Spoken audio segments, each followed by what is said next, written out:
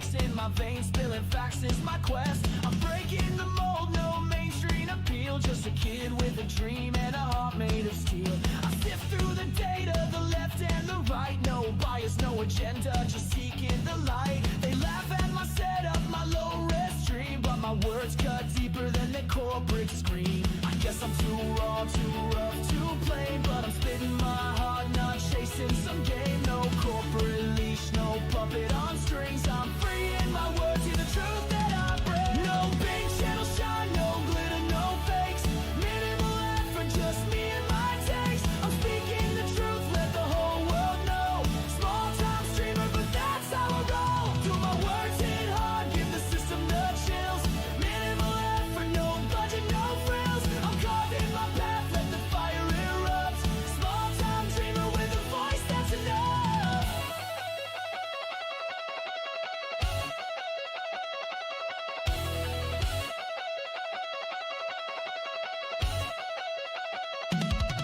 I'm the spark in the dark, the glitch in the code. Carving my lane on this uncharted road. Million subs, no viral fame, but I'm owning the truth and I'm changing the game. I'll scream till my lungs give out, till the signal's dead. Every word that I speak is the blood that I bled.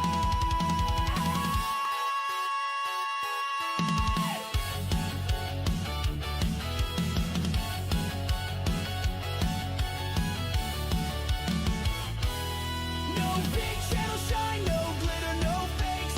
Minimal effort, just me and my takes. I'm speaking the truth, let the whole world know. Small time streamer, but that's how I roll. Do my words hit hard, give the system the chills. Minimal effort, no budget, no frills. I'm carving my path, let the fire erupt. Small time dreamer with a voice that's enough.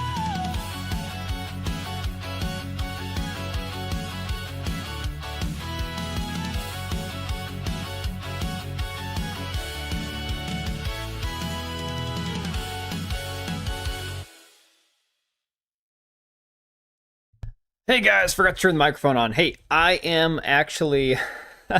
I'm kind of toying around with the idea of what game to play through next.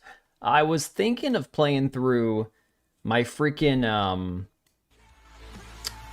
What game have I got? Let me see here. Hang on a second. You know, I could go back and start playing through that Jesus Christ game on stream, but I don't think it's the most interesting game to watch, even from like the perspective of it not being a bad game. Yeah, Methathon, dude. Honestly, I made a GIF, or not a GIF, a meme with like ChatGPT of Methathon, and it's actually way too fitting. Goes way too hard. Sup, Lugia, Honey, John, Stray. I know I saw a few other people. Enemy Operator, DB, of course, best mod out there. Raul, and I think Wise Ass Duck, if you're still hanging out. Welcome in, buddies. Oh, Metathon. Oh, no. I say Methathon. It looks like somebody's like high on fentanyl or some shit like that, dude. The Marathon Steam forum is more lively than the game itself. Dude, that's the way these games all go. That's the way that freaking Xvoto's Steam forum is as well. Dude, that's why I got banned. On a patch note, one of the devs' patch notes, I put a comment on there like, it's not going to fix this crap game, you know? The way people push it, it makes sense. Dude, for real. Oh, the Harry Potter stuff, Korean Cowboy, is insane. The Harry Potter stuff's awesome. So, I want to do a quick recap. I know that we're going to talk about the quartering again. There's not a whole lot of... I mean, there's new stuff since we last talked about him on Sunday or Saturday, whatever day that was. However, it's not going to be new in terms of, like, I haven't been scouring the internet today to see every last thing that was tweeted. It's just that the continual flagging of accounts and takedowns of videos is continuing, so this is something definitely worth keeping track of. Way to put out the VAR signal. VAR? What the hell's the VAR signal? You mean the bat signal? Well, I mean, dude, it was better late than never, right? I was like, all right, I don't know that you guys are going to see that, so I just decided to tag everybody in it. Harry Potter and the hollow tips. Oh, yeah. Yeah, bat signal. The VAR signal. Like, what the hell's the VAR signal? I get it, man. I'm starting to speak Cage. I'm starting to see your blind way of typing. Of course, the best mod, even when my YouTube craps out, I find other ways to stay tuned in. Well, you know, here's the thing. as much as I hate Kick, as much as I hate Kick, and as much as I despise Rumble for both of them being essentially for discoverability completely inept, pointless platforms if you already are established somewhere else, they're important to be present on even if I have no visibility there. What's the queefing and crying about now? He is flagging videos. So this has just been an ongoing thing where he's continually flagging down people talking about him, people sharing videos. And what's crazy, what I've started to notice is that there's a pattern of stuff. Basically, he projects more than anybody I've ever seen. A lot of the things he would have said 10 years ago, even 5 years ago, people have clips of him basically saying the exact same thing that he, like the opposite of what he's saying now. You know, I'm live, I am live. Nice to see you, buddy. Glad you are in here. So, real quick, I gotta give a shout out. I don't know who the hell it was. I forgot that I'd even, like, it's been a minute since I've been telling you guys about meta PCs and buying PCs and all that kind of stuff. And of course, it's really pertinent given the fact that Quartering has his own meta PCs code and all that other crap. But somebody bought a computer over the weekend. So shout out to you guys, whichever one of you guys it was. Appreciate the hell out of you. Def in at lay. Oh my god, Windrose came out today. That's right. Holy crap, dude, there's so much to cover. What is Rin? Oh, let's go take a look. Hang on. Good timeline for Quartering Grift is when he promoted his bogus Quartering COVID stimulus package. He also had a CBC employee pretend to put... Dude, the money in the boxes. We talked about that on, I think it was Saturday I streamed or whatever. Maybe it was Friday. It might have been a couple days. Dude, Windrose came out. All right, let me check this real quick. I wonder, is it... let me see here. Steam charts. I'm very curious. I'm hoping this is a big number. I'm really hoping it's a big number. Let's take a look here. No, it's demo. That's demo. Windrose Steam charts. Only partial information is available. Is it actually out? Oh yeah, no, I already know about that. Was that his comment on Venti's knockers? Oh no, dude, okay, so we'll get into the Quartering stuff in a minute. I want to go over Marathon first. We'll talk about Marathon first, and then we'll talk about, comes out in a few hours. Oh, Joe Darkness, I forget, you're over on the other side of the map from me, so you're probably looking at it as this day, and whereas it's, 9:30 night here. Let me see now, a couple hours, okay. Does it come out at midnight my time? My ass Windrose up to their noses. That's not even grammatically correct, dude. I don't even know what you're trying to say there. It's only the beta that's out. Oh, so it's the Quartering. Got it. If you're gonna stream games, just play a little bit of Jesus Christ and Windrose. That would be good. Windrose, the only thing about Windrose is it's another one of those games that I could probably sink half my life into. Marathon's hanging on. You know, it's really funny, guys. I didn't even pull up the Marathon numbers. Let me get these pulled up for when we talk about Marathon. We're actually, if you guys will indulge me, we're going to watch, for the Marathon segment, we're going to watch another Paul Tassi video because he came out with another video again today that is probably going to piss off all of the Marathon fanboys. And I know it hurts Paul because he really loves the game. So that's why I'm actually really enjoying watching Paul Tassi have to talk about this game. It's basically like he's taking his favorite dog out to the backyard and shooting it. So... the mouse PI game, guys, I'm gonna be honest, I don't have any use for the mouse private eye game. It's a art style of like that 1950s cartoon stuff that I find really weird and bizarre and creepy. I'm not a fan. I don't get it. I hope the game's good. It's kind of like how Crimson Desert, I was on the fence before I actually bought it and played it. I'm like, I don't know if the game's gonna be good. I know a lot of people who are excited about it, so I hope it is. So I'm happy with Crimson Desert. I'm glad with the condition the game's in now, and I'm happy people are enjoying it for what it is now. The mouse PI game, it's like Cuphead. Yeah, I don't really like the art style, and it's to the point where it's not just a different style than I would normally play. It kind of creeps me out. YouTube's back. I don't know, man. It's not a me thing. It's a you thing, which is rare because usually anything YouTube related is a me thing. So, all right. Let's go through some of the bullshit that I've got here just because this is some fun stuff. But again, whoever that was that bought the Meta PC, thank you so much. I am terrible about putting out my code, my link to Meta PCs. Guys, if you want to save money on games, Instant Gaming link down below. I buy most of my keys on Instant Gaming. And so if you buy them through my link, it saves you some money. It puts a few pennies in my pocket for, whatever you spend.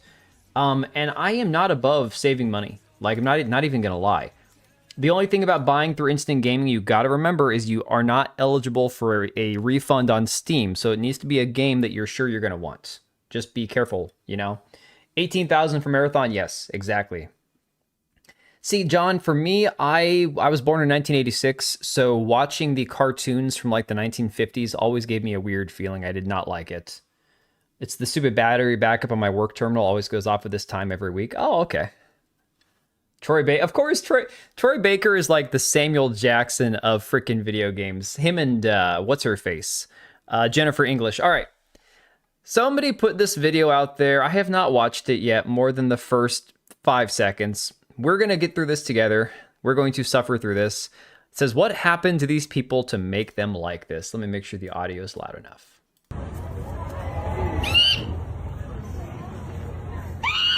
Oh my god. Okay, guys, this video is 2 minutes and 42 seconds. I don't know that we're gonna make it all the way through here.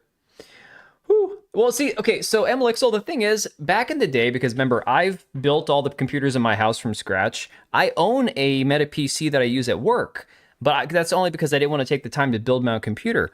I am all for building your own computers first and foremost. The problem is now with the way pricing is for computer parts, it's almost cheaper to buy a pre-built or a custom built than it is to build one yourself.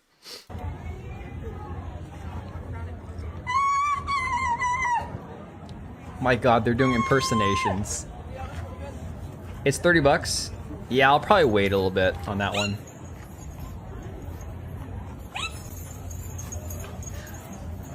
Oh my god. Okay, so I do have a little bit of Irish cream in my coffee, only to take the edge off of the caffeine when it's time to go to sleep tonight.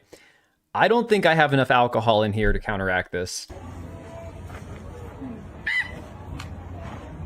So building PCs is like ingrained in my blood. Dude, it's just fun.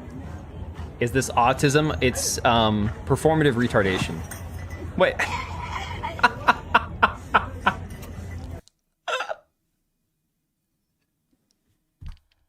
Okay, wait.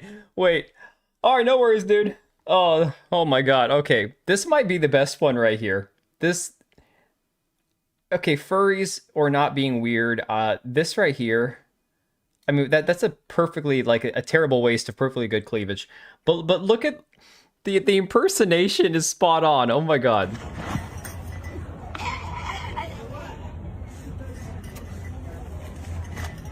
Although that's probably a fake rack on a dude, to be honest. Enough nerd to know that these are not furries. These are Kimana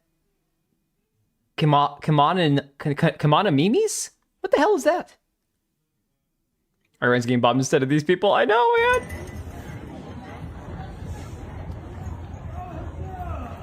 Oh my god, what is it? Oh my god. That man ain't never getting any. Oh, okay, what do we got here? What is this one? He's a bat. Oh my god, he's a bat. He's a bat. First chick was hot. Well, okay, so to DB Wild's point, if these were all furries, they'd be fat, they'd look smelly, they'd look like animals. These are all people that are like not overweight, but they're definitely a little retarded. Because I'm sorry, there's no excuse for the way that they're acting. I gotta admit, the possum one was pretty funny. Oh my god, what do we have here? Raccoon Girl's kind of bad. Right? Oh my god. Roar. Kimo no Mimis? Kimo no Mimis. Yeah. Yeah. No. I have an orange cat. I've got 2 orange cats. Neither one of them talk or sound like that. Get out of here. Okay, yeah, that's it. I'm done. You've lost me. I'm over this. All right. When has this become a thing, especially events like these? I don't know. These people need to not be allowed to procreate. Don't worry, they're not procreating. In fact, I'm going to jump ahead to a tweet that I have pulled up that kind of was a bit of a contentious one online that people were all arguing over. Where is this one at? Excuse me. I know I have this pulled up here. Here we go. Okay, this is the one. This is what being married with no kids looks like. I could fix one of them. So you got this dude. Now, I'll go to his actual Twitter profile in a second here, and it gets worse than this. Man sitting here on his couch with this big screen TV in his living room. Now, I have 2 decent sized big screen flat panel TVs in my house as well. I have got 3 kids. I don't understand what the flex is. He's got a PS5 controller, and people have pointed out his wife is kind of like, how do you zoom in on a picture? I'm such a boomer. Anyways, I'm not here to make fun of his wife, but people in the comments were absolutely destroying her, saying she looks like retarded or autistic, like a fat Greta Thunberg or whatever. This is what this guy does. Apparently, he's like a console normie, whatever. And he's done this before, and he's got like freaking his PS5 controllers on display with like Life is Strange on the TV. I'm like, dude, the only thing gayer than playing Life is Strange is having a wall full of PS5 controllers. What a small ass TV. I mean, this is about the size, I think, of one of my TVs. So in my old TV that I had was a 58 inch. That's what's in my bedroom now. And my mom gave me her TV because she's moving to Arizona. So she gave me a 65 inch. Life is Strange, right? Not just Life is Strange. Life is Strange Reunion. All right. Yeah. See, I have kids to spare, so no one should be without the wonderful moments of the terrible twos. You know, honestly, the thing is, I noticed as a parent, 2 was better than 3. By the time I got to 3, 3 was hell. And plus, my second go around was twins, and so 3-year-old twins was a nightmare. But yeah, that being said, apparently this is a thing. This guy pissed off a lot of people. So here was a funny one, though. This was a funny one. So he's a rich boy. He's not... Dude, here's the thing. If you have a well-paying job and you don't have kids... I mean, you're probably already ahead of me financially. That being said, you know, I know that things cost more than they did 10 years ago, but if you go through life never having kids, you can save a lot of money that you wouldn't have to spend otherwise, and because you never have to grow up. Now, and that's not to put down people who haven't had a chance to have kids. It's that mindset of, see, look how great it is not having children. I'm like, yeah, and you're going to be alone and miserable in your 60s and 70s. And by the time you're old and needing somebody to take care of you, nobody's going to be left to take care of you anymore. And you're going to have some mean Jamaican woman, you know, changing your dirty diapers because you can't live at home. So let me see. So his job is to set up TVs. I don't know. I think it's just one of those people that's constantly like moving around their setup for picture. He's got like, I don't know, probably a TikTok channel or some shit like that. I have an 85. My dad has 100. I've looked at the 100-inch TVs. My concern, and I'm sure this is less of a thing now, but like a few years ago, I'm like, when you're stretching that many pixels that thin, eventually isn't that going to distort the image? I hate to grow up. This is the reason I had kids. Yeah. Well, I mean, I didn't have kids to grow up. I had kids because it felt like the natural thing to do after a certain point in time. The 100s weigh a lot. Oh, yeah, dude, for sure. Even like the thin ones. So I'm not a Sabrina Carpenter fan. Anybody who knows me knows I can't name a single one of her songs. I'm too old to care, and I can't stand her. She looks better without makeup, and I feel like people have shared the meme of like Sydney Sweeney is like goon bait for straight heterosexual men, whereas she's like goon bait for like, you know, transgender people and women, right? it's something along those lines. So I'm not a Sabrina Carpenter fan, but this right here, this one moment that happened, apparently she was down at Coachella, actually kind of made me like her until she apologized for it. Okay, so this clip went pretty viral. Hang on. I think I heard someone yodel.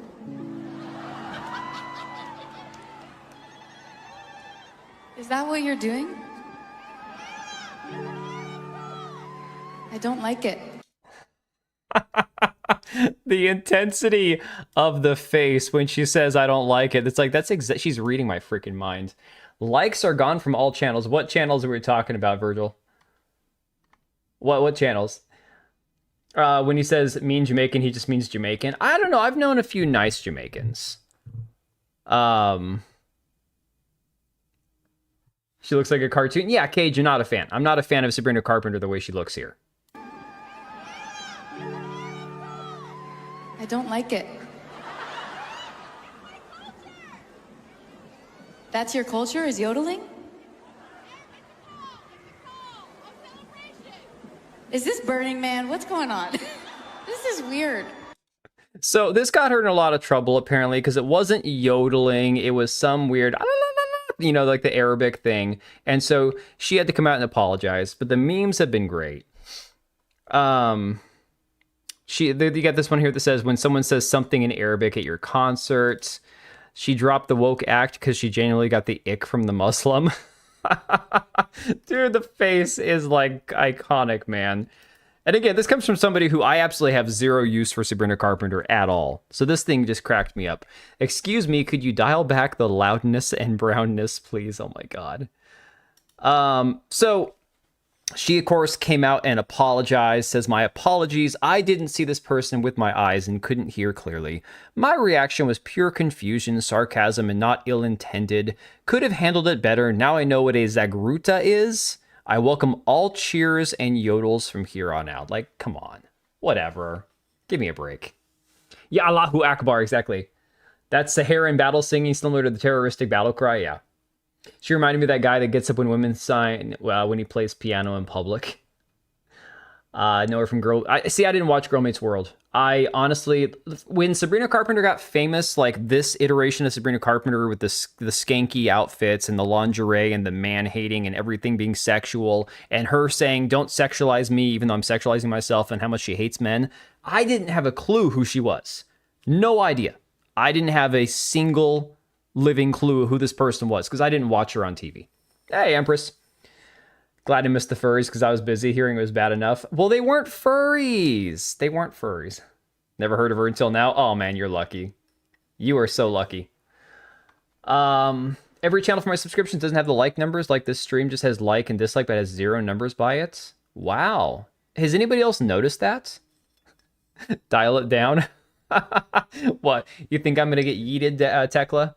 Let me see. I want a 50-inch from Plasmodation rifle used as a visual display. That's awesome.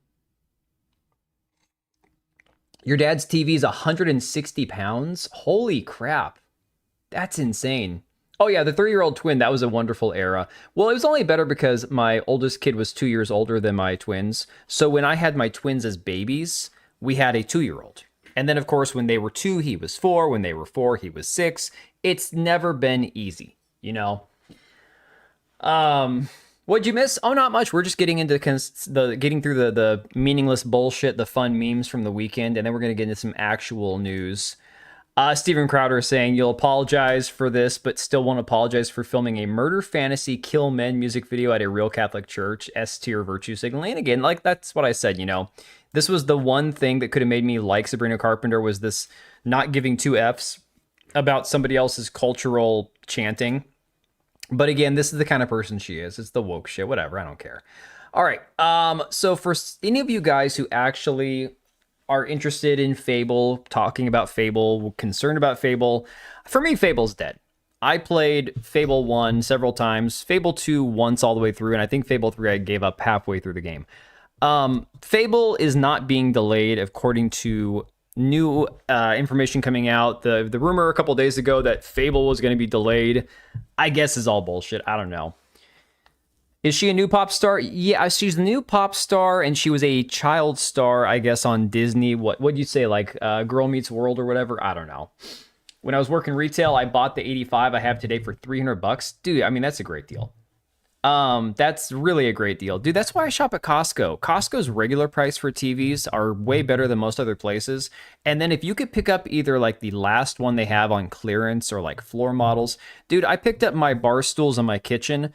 They're normally like $150 to $200. I got them each for like $70 on clearance at Costco. Brand new in the box. You got to get clearance stuff though.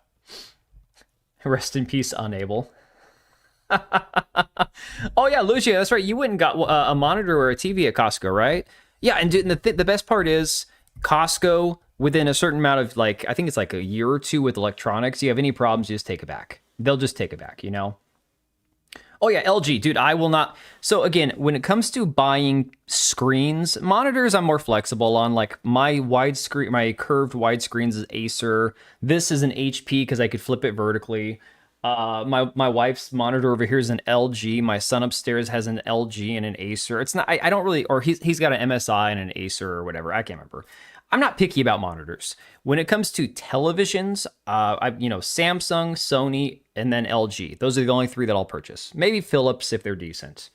Costco, we go to Costco like once or twice a week normally. Now, during baseball season, which we have going on now, We don't ever get to Costco more than maybe once a week, just because we're so freaking busy. 90-minute drives, dude. I live walking distance from my Costco over here. Hey, McKinney. How's it going, buddy? Guys, this is not me missing Smeg dropping gifted memberships and donations and stuff. I'm actually concerned about this guy. I haven't seen Smeg in a week. Not since all the Kino Casino quartering drama. And I know that he's a big Kino Casino fan, so I'm hoping he's actually okay. If you guys have seen him in any other streams, let me know. I have no way of checking in on that Australian bastard. I ran Auras for my main display and Samsung frames for TV. Yeah, dude, yeah, friggin' Samsung, Sony, LG. Those are the three that I prefer if I'm going to be buying a TV. So, Fable, I guess not delayed. Then, of course, we have some updates on Stop Killing Games. It's been officially backed by the proposed California bill focused on protecting players when online games are shut down. Being a California bill automatically makes me a little hesitant to believe that there's anything altruistic or good in this, but we'll have to wait and see. Publishers must provide an offline mode or a way to keep the game playable after server shutdown, it says.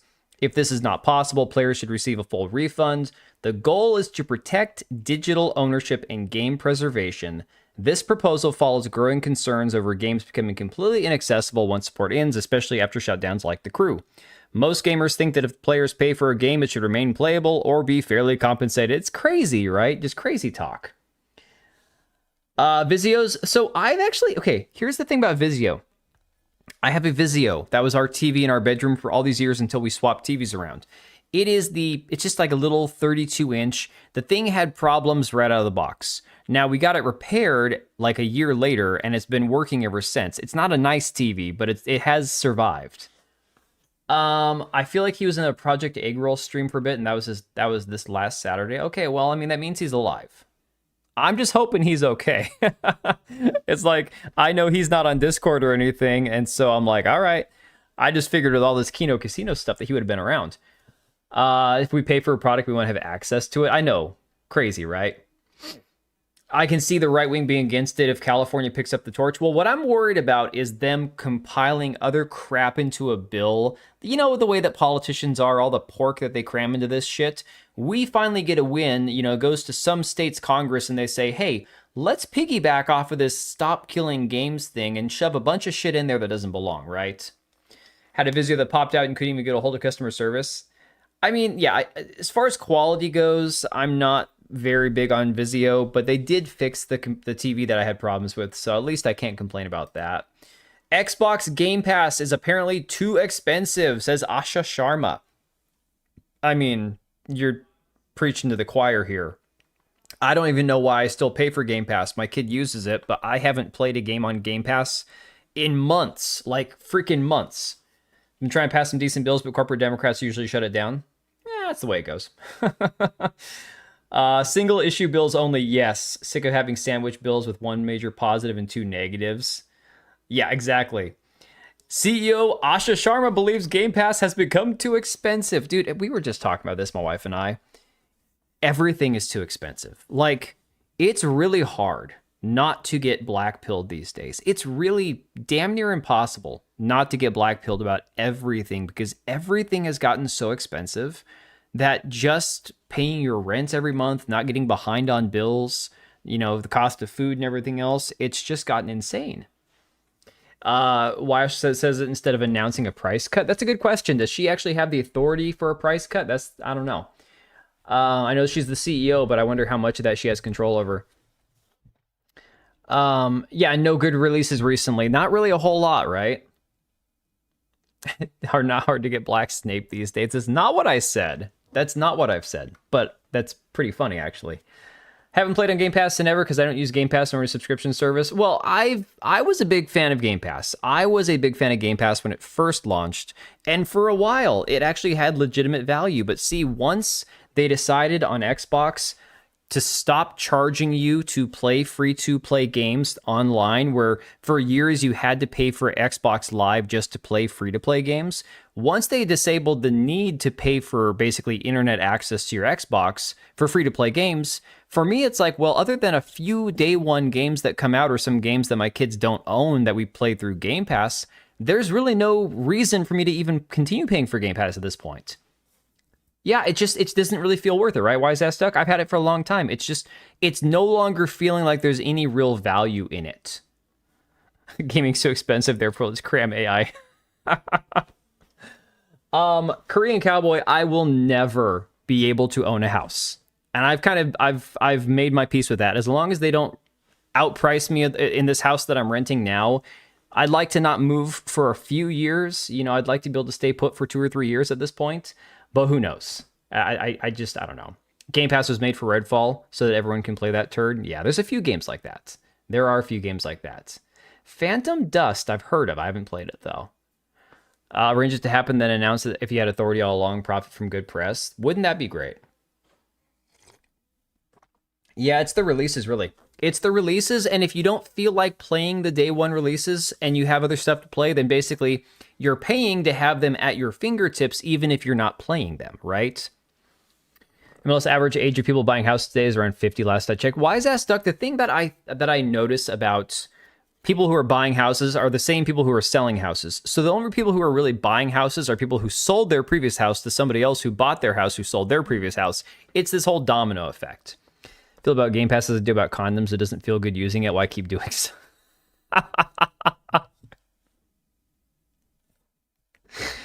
Whew, you're not wrong about that. All right. I'm going to be stopping the day one release for Call of Duty. You know, the funny thing, Jez Corden, the guy from Windows Central, put out a poll on Twitter asking people if it would reduce the price of Game Pass, would you give up Call of Duty? And like 80% of people said yes. I would give up day one or any free access to Call of Duty to reduce the cost of Game Pass. I'm like, that should be telling enough as it is, right? People should understand, like, just if people are saying we don't give a shit about Call of Duty, just reduce the price and get rid of Call of Duty. It's crazy. It's the elderly downsizing and outbidding younger first home buyers. Well, I mean, Stray Cell, at least 10 years ago, when the market was better, and people who could, you know, reasonably afford a house because the housing prices hadn't skyrocketed to what they are now and the rates weren't as high and all this other shit, there were better incentives for like first-time home buyers and shit. If you could have gotten in 10 years ago, you could have flipped your house now and made double the money on it. Or at least, let's say, 50% more than what you paid for it. It's insane. You're surprised Call of Duty games, the older ones, aren't on Game Pass? Yeah. I mean, there's a lot of stuff that's on there, but a lot of what I've found on Game Pass in the last few years is just like, it's like bloatware. It's crazy. I haven't played Call of Duty since Modern Warfare, the first one. But not the first one, you know, the recent one with Warzone. Get rid of Call of Duty, Fortnite, and Ubisoft drop the price. How much do you think they're paying for Fortnite to be on the platform, though? Yeah, most home buyers these days are flippers. Exactly. All right. So that's a thing. It says Game Pass is central to gaming value on Xbox. It's also clear the current model isn't the final one. Short term, Game Pass has become too expensive for players, so we need a better value equation. Long term, we will evolve Game Pass into a more flexible system, which will take time to test and learn around. This doesn't read positive to me. This to me reads like, let's create more tier systems. Like, you get your $10 Game Pass tier, but there ain't shit on it, right? That's like your entry level cable TV package.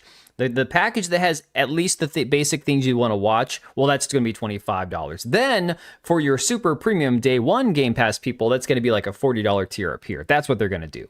This is not a positive. What she's saying here is not a positive, in my opinion. Legendary Drop saying, basically, we boiled the frog too quickly and it jumped out of the pot. Yeah, I think that's about the easiest estimation of it. All right, let's dive into the marathon conversation while we're at it. My grandparents bought this home at $26,000 and it's now valued at $340K. So, a little bit fun story about the house that I'm renting, okay? Thank God that it was as good a deal, and I say that in all seriousness, but sarcastically at the same time because it's expensive to rent. I'm not paying much more to rent this house than I was my 1,000 square foot 3-bedroom apartment that I was in for 10 years, right? It's pretty much, this is like 2.5 times what I had before for a few $100s more a month. It's insane. The cost of living and renting is nuts. So that being said, the house that I'm in now, when it was flipped, when it was renovated, because the room I'm sitting in, I've seen pictures of it, it was full of garbage. The entire house, the people that were living here were disgusting. They were hoarders. The entire place had to be basically gutted. Then they had to do the add-on, and then they converted it into what the house looks like now.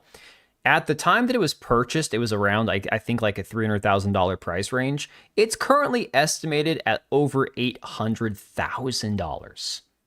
Okay? 2.5 times what they paid for it like less than 10 years ago. So I can afford to rent it, but could I ever afford to buy it? No. Not unless I freaking won the lottery or some shit like that. It's nuts. It's insane. I'm living in somebody else's investment. I'm living in somebody else's. Basically, I'm. It's not really that I'm paying for my coffin because I don't own this place. You know, you will pay and own nothing isn't going to work for much longer. I mean, maybe it won't, but yeah. Plus, property tax goes up when it's valued higher, dude. And again, there's like several major public schools in the area, and so of course that factors into your property taxes and levies. They're always trying to raise levies, and when the levies pass, then the property taxes go up, and then they pass that off onto the renter. So I know that when my lease is up this year and I have to re-sign a new lease, that my rent's probably going to go up a few $100, and that's going to continue over and over, and eventually it'll price me out of being able to live here, and that's just the inevitable reality that we live in. It's insane. But let's talk about something less bleak and more funny. Let's talk about Marathon. So I've been seeing more and more often articles like this from Game Rant. But was the levy dry? Let me see if my sound effects are working. Of course they're not working. What? They were working before the damn stream. Now they're not working. We're going to fix this. We're going to fix this. Fuck it. We'll do it live. Come here. We're going to fix this because it was working before I started the stream. This is like when my microphone cuts out. If I don't wait for the stream to start and then unplug my microphone and plug it back in, it'll mute at some point. Here we go. It's going to do the echo thing, and then we're going to be back. All right. That's done. Now, we are back. Was that so hard? I just wanted a badumts, but no, apparently we couldn't have that. We can't have good things. Can't have nice things. The shills are now turning on Marathon. I don't think the hardcore shill players are turning on it so much. You'll still see guys like pretty flaccid. See, that's you. I'm more of a yeah. It's the only thing on my body at almost 40 that still works. So it really depends where you live. My parents bought a hotel for $400,000 about 10 years ago. It's now worth over $5 million. Oh my God. I mean, I say, why would you buy a hotel? But I mean, it's an investment. So I get it. I get why you'd buy a hotel, but holy shit, that's crazy. TFD is going through a complete overhaul. I don't think Marathon will last 2 years. Yeah, but I don't think the First Descendant's going to last either. And I'm not saying that as somebody who's shitting on the First Descendant. I thought First Descendant had a lot of upside, right? Hey, Judge Death. Things are well. Hope your evening is going well. How was your weekend? I haven't even asked that one yet. How's everybody's weekend? What'd you do this weekend? I mean, I spent all day Sunday having my son play with the seniors team. He's 13 playing on a team with 15 and 16-year-olds. That was a fun experience. He had a good time. You were in bed. I kind of wish I was in bed the whole weekend. That would have been nice. Good for you. Take a little blue pill before bed. Just have morning wood. Oh, you're doing the kickstand thing. Got it. Then again, I'm always in bed. Ah, that's rough. Haunted hotel stories. You get one? I don't want a haunted hotel story. I don't want to be in a haunted hotel. I don't like anything haunted, guys. I have dealt with my years of living in a place where I'm pretty sure some demonic force existed, or some sort of ghost or apparition, or something that I had night terrors for like every night for a whole year. I'm good not living or talking about anywhere being haunted. That's not something that I've got any desire for, you know? Nearly a year for Marathon and maybe another year for TFD. Yeah. Oh, the High Guard devs scamming the developers. That was the High Guard higher ups. Yeah, that was crazy. Talking about his wife. I am not. Oh my God. No. It was actually the second year I was married, and my wife and I, we were just not getting along. We had not adjusted well.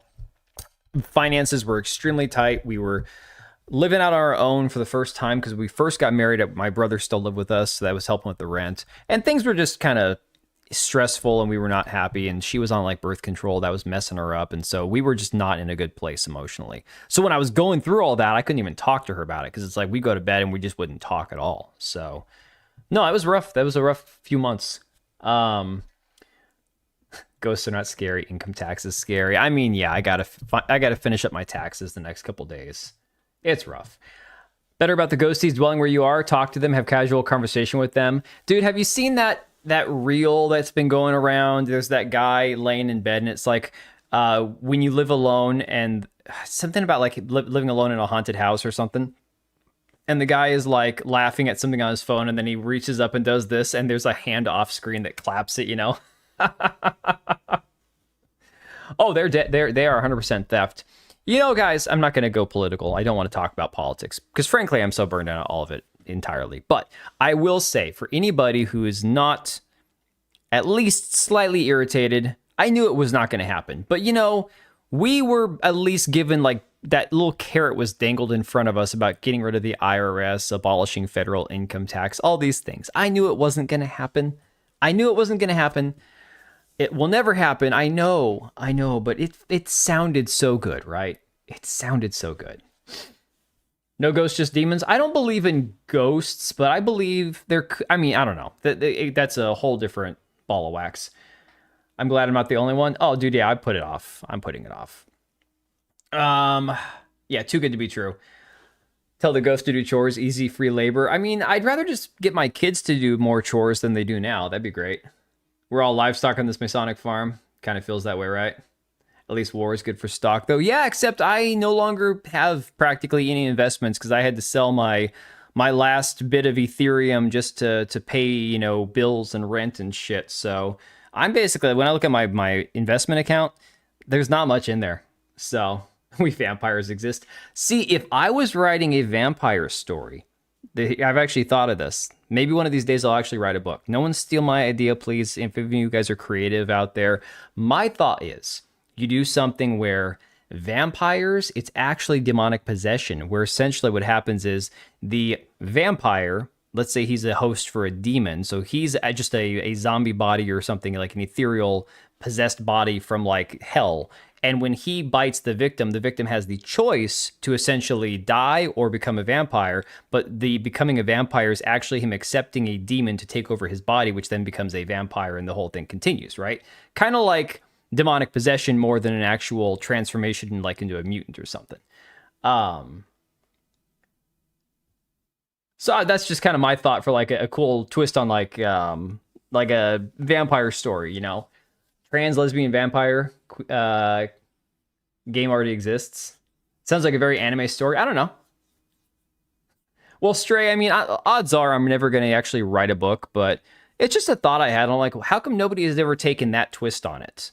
Because clearly when you have the whole lore of like a vampire, once they become a vampire, if they have the choice to accept it or reject it and die, well, accepting it essentially is condemning them to hell. So why wouldn't you just have it be like they're accepting a demon in when they become a vampire? Right? To me, it makes sense. Hey, Geekazu.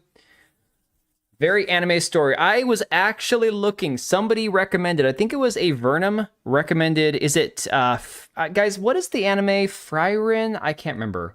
You missed the start. Oh, it's all good, buddy. No worries. Open up Notepad and start going ham. I know. I really need to. How do you pronounce this one? Is it Frieren? Somebody recommended. I think it was a Vernum. As far as like a story to start reading based on manga. Journey's End, yeah. I'm not sure how to pronounce it, though. But I was actually looking at the bookstore because he said that it wasn't just a manga, that they actually had a published version of the story. But that's what I'm looking for, you know? It was like that in Buffy the Vampire Slayer? Oh, I didn't even know that. I didn't watch Buffy growing up. Frieren, okay. No one's going to get the skit if they didn't know who he is. Oh. Think they enjoy the idea that instead of going the obvious route that it's demon possession? Common misconception, it's not just the bite that changes people, that's the zombie thing. Check Buffy's lore and vampires? I should. I do, okay. Cage, the only time I've ever heard of anybody talk about what we do in the shadows was from the quartering talking about it. So I can't make myself do it. Oh my God. Hard watches as an adult, I imagine they are. And the thing is, like, I didn't watch them as a kid, so I can go back and watch, like, Saved by the Bell or Full House or that kind of stuff, and I can still kind of remember it fondly. I didn't watch Buffy as a kid, so for me, it would be like watching Clarissa Explains It All or any of those kind of shows. Vampires, such a funny movie. We're talking about John Carpenter's Vampires? Or are you thinking, was it a different one I'm thinking of? Buffy shows a kid, but that's not what I remember it being about. Yeah, it's really funny how our memory changes on a lot of that stuff. All right, so getting back to Marathon. Hate Buffy, my friends are all over that stuff, pure cringe. Yeah, I don't know. I was never like a big Melissa Joan Hart fan. Guys, I was a twisted, morbid child, okay? So my childhood crush, don't laugh. I was always a boob guy, even when I was too young to understand what they were for. I liked Dolly Parton as a kid. I'm not even kidding. Like at 9 years old, I had a crush on Dolly Parton. So I don't ask, I don't understand what's wrong with me either, okay? I was 12, sue me. Oh no, nothing wrong with having like a crush as a kid. I get it. Interview with the Vampire is pretty good. Yeah. I think the newly playing Buffy show got canned. Can't afford to have more childhood stuff ruined. Dude, they ruined everything, okay? They literally ruined... You got Stephen Colbert working on a Lord of the Rings spin-off movie or some shit or remake or whatever. I mean, come on. Come on. I thought they were real when I was young. In my mind, they still are. Okay. Vampire in Brooklyn, I did not see that, no. When I was in the Philippines, I liked Baywatch. Okay, I did like Baywatch as a kid. I can say, I can't remember how old I was when Baywatch came out. I wasn't allowed to watch it. It was one of those, come home, parents weren't home yet, just turn on the TV and Baywatch is on, you go, oh, okay. Oh my god, I didn't watch True Blood. All right, Marathon, Game Rant. I don't care what anyone says, Marathon is awesome. It's really funny, guys. This is one of these rare situations where you see the media like expressly defending a game that has very little interest among, mainstream gamers, saying how amazing it is. And it's not because the game is inherently like woke. It's not because it's got like some sort of gay, LGBT, BIPOC representation. It's because it's Bungie.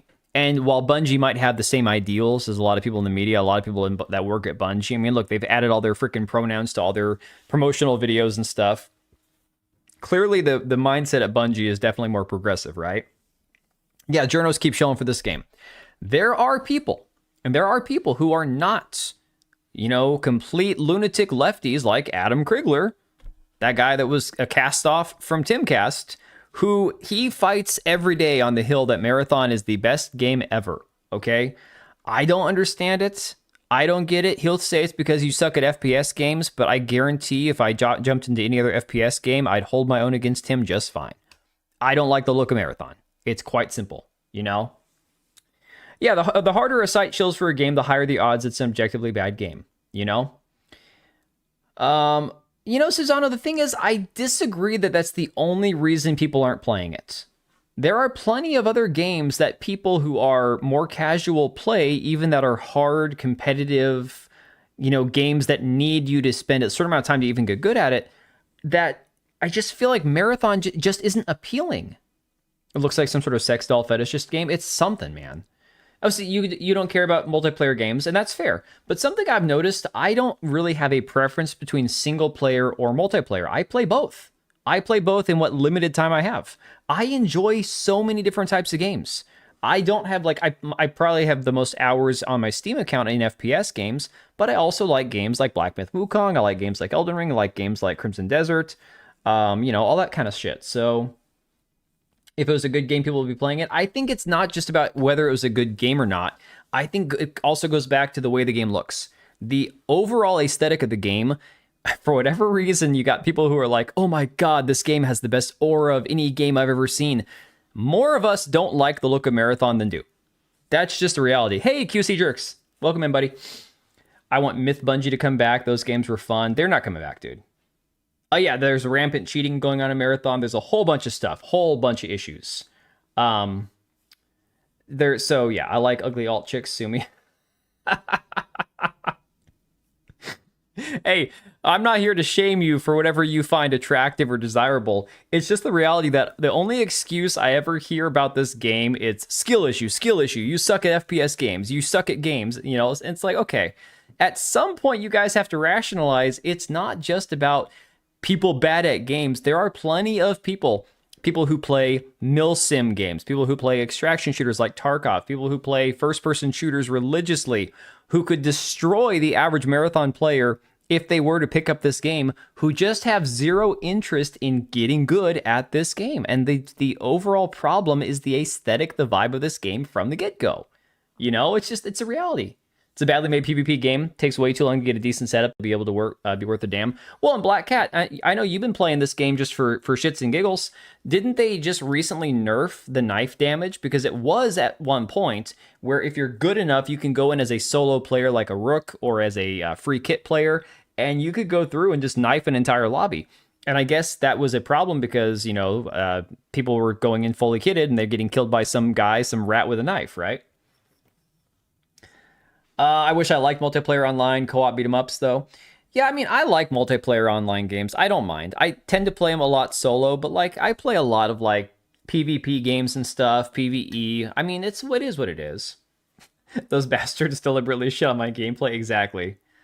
The environment looks like a seizure factory. Again, I'm still going to die on the hill that the number one problem Marathon has is not the hard competitive nature of the game. It's the very essence of the game itself. Nobody wants to play the weird transhumanistic robot-looking characters. Nobody wants to play with like the neon Roblox-looking weapons. It's just the reality. I look at this and go, there's nothing about this. Now, here's the thing. The thing about me, I would prefer a game. Look, I'm boring. I am the guy that they would say my taste is unk slop, right? My taste is boomer slop. I would prefer a game to have a more grounded, gritty, dark, realistic feel. So for me, if I'm playing a shooter, I want my guns to feel heavy, to look, you know, intimidating, to look dangerous and violent. I want my environments to look more realistic. I love like maps on Tarkov, like woods, where it's, you know, you got fog and you got environmental issues and you've got people hiding behind trees and shit. I don't like all this bright neon crap, you know? But I do like first-person shooters and I do love PvP games. If I wanted Roblox, I'd play Roblox, yeah. Getting so much more about single-player focused titles. I think Marathon would be much better if there's a legitimate single-player campaign. Well, I think that's the direction they're going to go. I think that's where they are going to go with the game, is at least figure out a first-person or a single-player game. Look up the trailer for the game Ill. Is Ill the one from Munfish? Also, I forgot. Hang on a second. Speaking of this, before we get into Paul Tassie's video, I did have, where was this at? I didn't pull it up.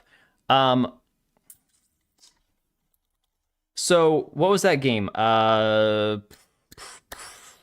Zombie extraction shooter game, PvE. That's Beautiful Light. I think they just released a 9-minute, I think it's released a 9-minute gameplay trailer. So this is Ill. Is this the most recent one? 10 months ago? All right, we'll pull this one up and let me grab Beautiful Light as well. Because Beautiful Light, for me, if you had to ask me between like two games, do you want to play Marathon or do you want to play Beautiful Light? 99.9% of the time, it's going to be games that look like this, all right? So, 14 hours ago, 9 minutes. There we go. All right, let me pause this. And we'll go back to the Ill. I think it's just Ill. ILL trailer. From 10 months ago. Hey, truth. All right, so this is the one from 10 months ago, if this is the most recent one. As a Sega fan, I like bright colors in games personally. But this looks flat and the UI is ridiculous combined with the androgynous characters it's past. Yeah. People hiding behind shit as Jurassic Park. No. No, for Jurassic Park, they'd be running and screaming. Munfish, that's who it was, yep.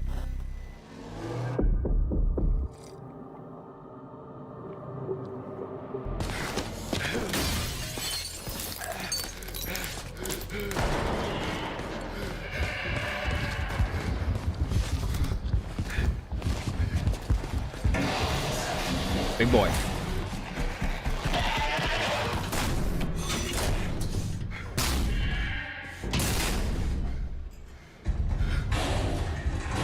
You know, I actually haven't watched the trailer for this one yet. I know. Fake gamer.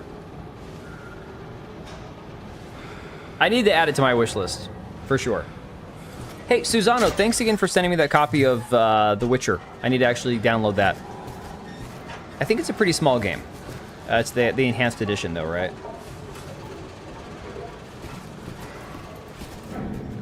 Home Sweet Home? I don't think I ever saw a trailer for that one either.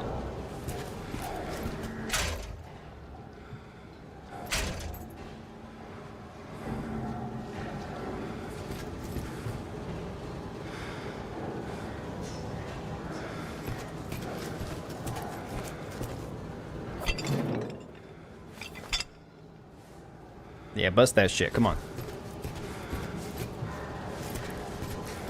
Blood vent in the wall for all your fresh blood needs.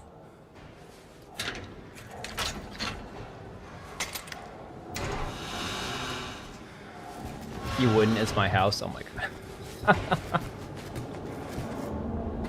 Oh, honey, I understand 1000%.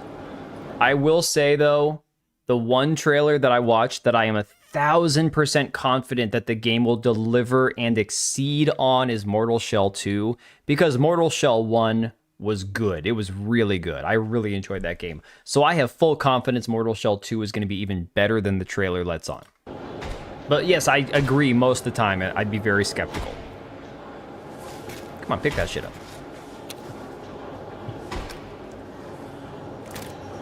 This should be actual gameplay. This should be the actual, like, beginning of the game, I imagine.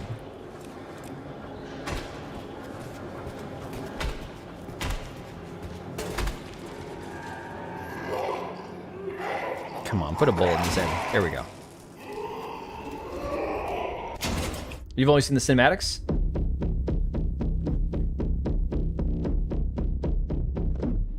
QC, that's the head bobbing. Hopefully that's something you can turn down. I noticed on the I Am Jesus Christ game, that was one of those toggles you could turn way down, was the head bobbing. And I'm like, yeah, I don't think Jesus needs to be like a bobblehead as he's running around. The Suffering, I've heard of that one. Never played it. So, this is Beautiful Light. This just came out today, I want to say. 9 minutes of gameplay. Here we go. This is a PV... I want to say it's PvE extraction. It is. It said so on top. I don't know if it's one of those things where you can choose PvE or PvP, or if it's going to be all be together. But again, I understand. Some people are burned out on extraction shooters. Not everybody wants to play extraction shooters. I get it. Oversaturation's a thing. But just off the bat, this is exactly what I'm talking about. Oh, Mortal Shell 2 is going to be so good. I am so excited about that one.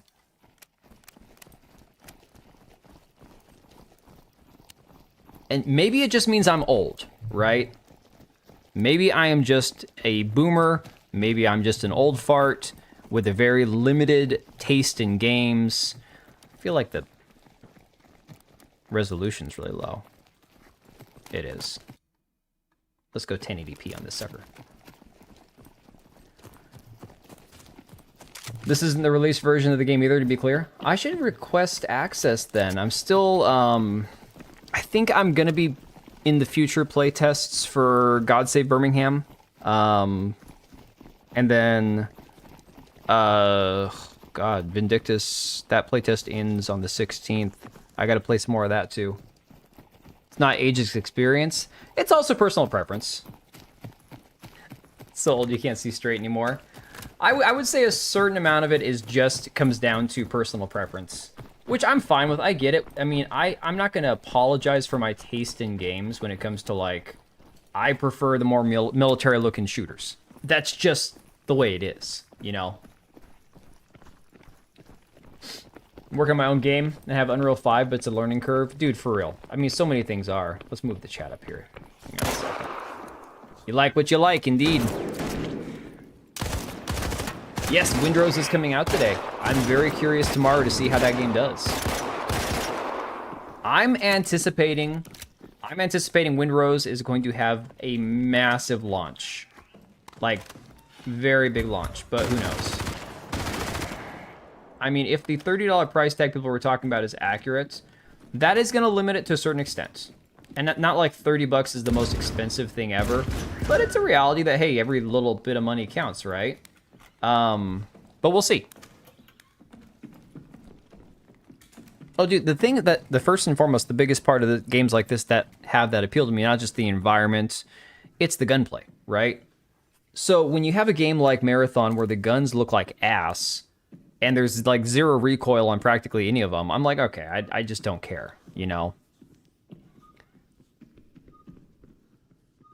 30 bucks is still better. Oh, dude, 30 is massively better than 70. And a lot of these games, too, when they launch, they'll have like a 10% off, you know, limited time thing. Yeah, I've said for a long time, AA, indie and AA, if your game is 20 to 40 bucks and it's a great game, like for what it is, I think that's a fair price. 20 to 40 bucks for a indie to AAA high quality, you know. Sweet Pip-Boy. A zombie-like world that gives me a 1022 with a drum mag and a silencer, and I'm living La Vida Loca. Yeah.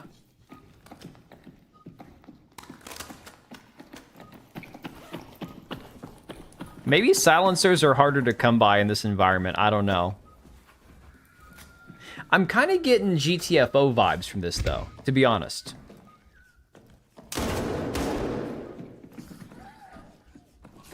Would assume this is going to be free to play. I don't think so. I don't know that this is going to be free to play. I could see this being like a $40 game. I've seen a little bit of the Starfield mess. To be honest, I'm so bored with Starfield that I just don't really care. Something else to remember is that just because you like it doesn't mean it isn't objectively bad. I've said this before. I liked Batman versus Superman, and I look at that movie and say it's objectively pretty bad. Titanfall 2's guns were amazing, yes, and then they fucked them all up in Apex. Everything great about the guns in Titanfall 2, they made a mess of in Apex. See, Apex takes the recoil of games like Titanfall 2 and makes them so wacky and miserable, it's just awful.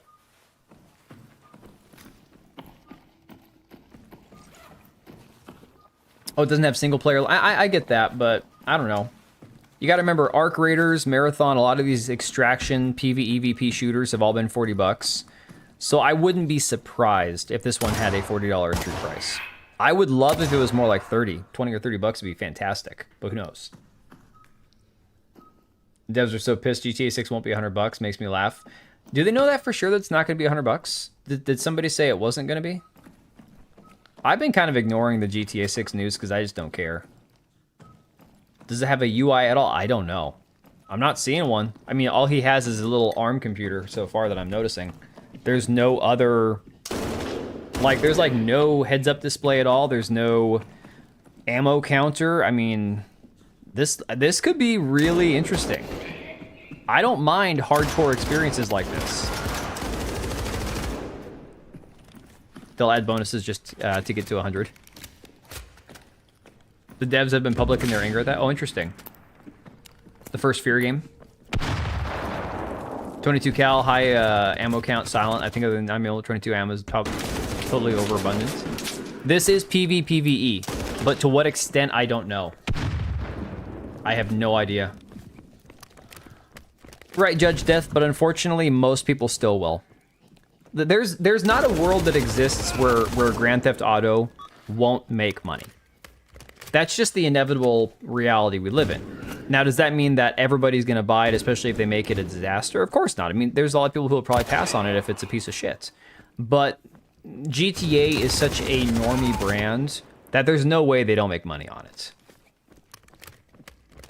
People claim Marathon has good sound, but it's wildly different. I think Arc Raiders has better sound than Marathon. You know, and the thing about Tarkov, one of the strong points of Tarkov, one of the most, I would say, the top things about Tarkov, other than like the actual environment and gunplay, is the sound. The audio design of Tarkov is fantastic. GTA 6 price and reaction? Yeah, but Dr. Disaster sometimes runs with stories that are complete bullshit. He's been caught with his pants down a few times, so I don't know. Nothing against the guy. I know he's a massive channel. kudos to him and all that success and everything, but he's put out a couple videos that are complete, utter shit because of the fact that everything he put in them was false. It's not like we're all of us kind of once in a while go, well, this might be true, might be fake, but hey, whatever. He had a few that were like complete doozies. We've been fighting BSG to fix it. I'm talking about the actual, just the sound, all the crunchy crunchies, all the noises, all that. He's been on the nose. Dude, he fell for the KCD2 thing that Endymion ran with. Like, hardcore. I don't know if you saw that back in the day. It was... At least Dr. Disaster deleted his video or whatever. Endymion just left his up. Game looks incredibly flat. Let me up the resolution and see if that helps. There's not a lot of color. Like, you're right. There's no pops of color. Although... to be fair, I mean, the 2-minute intro sometimes is tiring. I don't care so much about that. Everyone's got different tastes in intros. What? Why is that floating?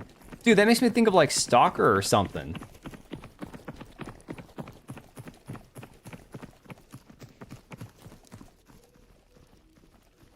The textures look flat.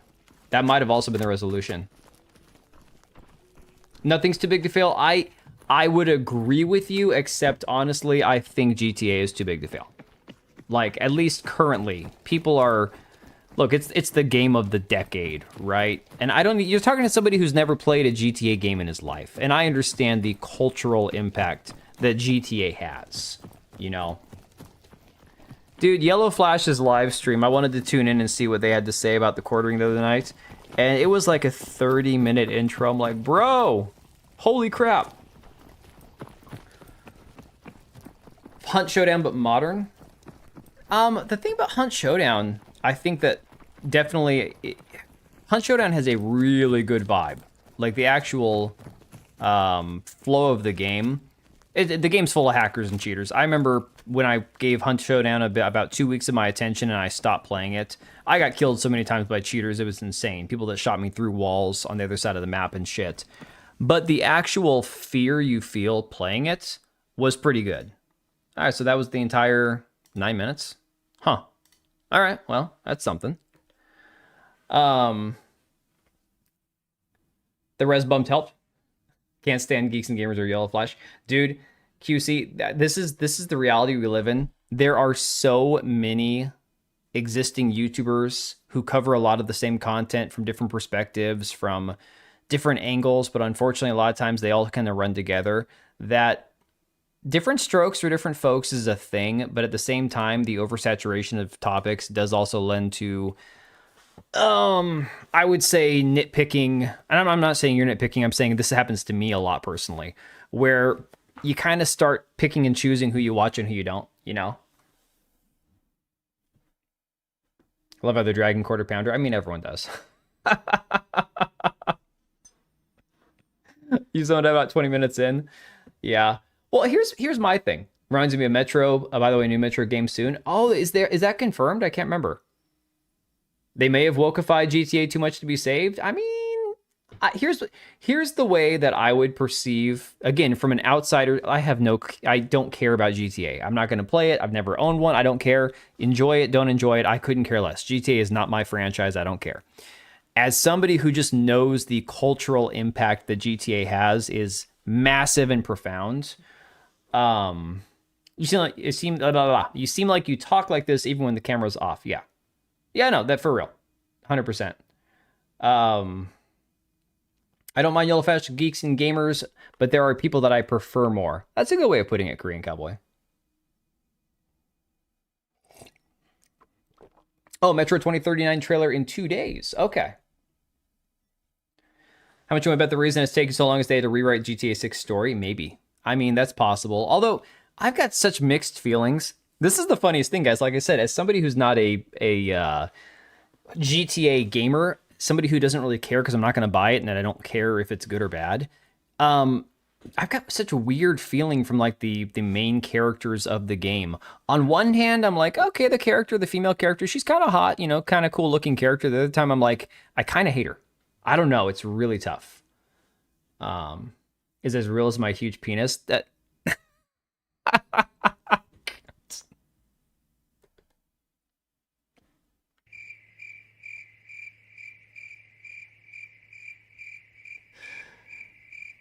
Feel like you're. I feel like one of those two things is a lie. I don't know. Rather watch and listen to one person. I am right there with you, and I have been invited on, and I've done some panel streams. So back when Moxie Dame was still streaming, we do like her once a month Star Trek reading. And now that's not a panel per se because we all read lines from like a Star Trek episode. That was a lot of fun. That was actually an insanely good time. But I've done like a couple panel streams. If it's only like 2 or 3 people, that's one thing. You can have a conversation. Once there's more than 3 people, it's just impossible. Oh my God, the Samson game. Yeah, John, we actually talked about Samson the last stream, 2 streams ago, I think it was. Here's my take on the Samson game. I know a lot of people, I think Cage was excited about it, thought it looked pretty good. I remember a few people were saying it, and we watched the trailer on stream a couple weeks ago, and I'm like, okay, looks like a Max Payne GTA kind of, kind of a clone, kind of indie game, whatever, looks fine. Not anything I ever had any desire to play. Personally, it never looked that good to me. Kind of like how Code Violet had a hot character, and there were a few people kind of like going crazy over it. I'm like, guys, the game looks like shit. What are y'all smoking, right? And then the game came out and it turned out to be crap, and people were like, oh, this game's terrible. I'm like, yeah, didn't you watch the trailer? So for me, Samson being bad doesn't really surprise me. I just didn't realize how bad. It's like barely better than Mind's Eye from what I've seen. So big panels, it depends. Yeah. Oh no, trailer looks okay, but it's still undecided if it's finished or has a decent storyline. Have you guys, most of you guys here, if you follow my channel, you probably also know Dezembro. He's a bigger channel than me. Portuguese guy. He just finished the Samson game, and he's going to go on some rant in the next couple days. He's making a video about it because the story actually apparently gets good right at the end of the game, which feels like a halfway point, and then the game's just over. Okay. Samson is a Max Payne GTA kind of vibes game where it's like a beat 'em up game. You do jobs, you make money, you have to pay off your debts. There's no guns. It's purely like brawling kind of game, right? Dezembro's cool, my fellow Portuguese. Yeah, the only thing about Dezembro that gets on my nerves is the fact that this man, he can't write a short tweet to save his life. It's not just his hour-long videos. All of his tweets are essays. The man never heard of a single paragraph ever, I swear to God. Oh my God. Having your game be compared to Mind's Eye is like being kicked in the balls for half an hour. Dude, for real. But no, he's great. He's awesome. I generally like his takes. I've disagreed a few times with a few of his videos, just specific things he's focused on. But he's awesome. Great content. Great dude. So, sounds PS2 coded. Yeah. Keep in mind, if Samson was $70, I'd be trashing it. Well, see, here's the thing. His take, and he put this on Twitter, he's like, look, Samson, the devs said we wanted to deliver a $25 experience, basically. We wanted to give you value for your $25. And his argument was, I still feel like $25 was too much. So I don't watch most of his vids. I have to be in the right mood. And it has to be a topic that I really care about. But in general, his content is really good. He puts a lot of money into it. Money. Wow. I'm reading the chat and talking. He puts a lot of effort into his videos. Nobody beats Fleek. Yeah, except Fleekazoid takes like 3 weeks in between his videos. His last video was 5 minutes and it was 2 weeks ago. Okay. I wouldn't buy it for 10. Yeah. Did I say essay when talking about Dezembro? Yeah, exactly. Well, what language do they speak down there in Portugal? All right. You guys remember that on, was that Rookie of the Year?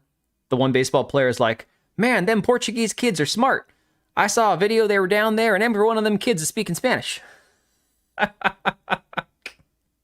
All right, so PC Gamer put this out also.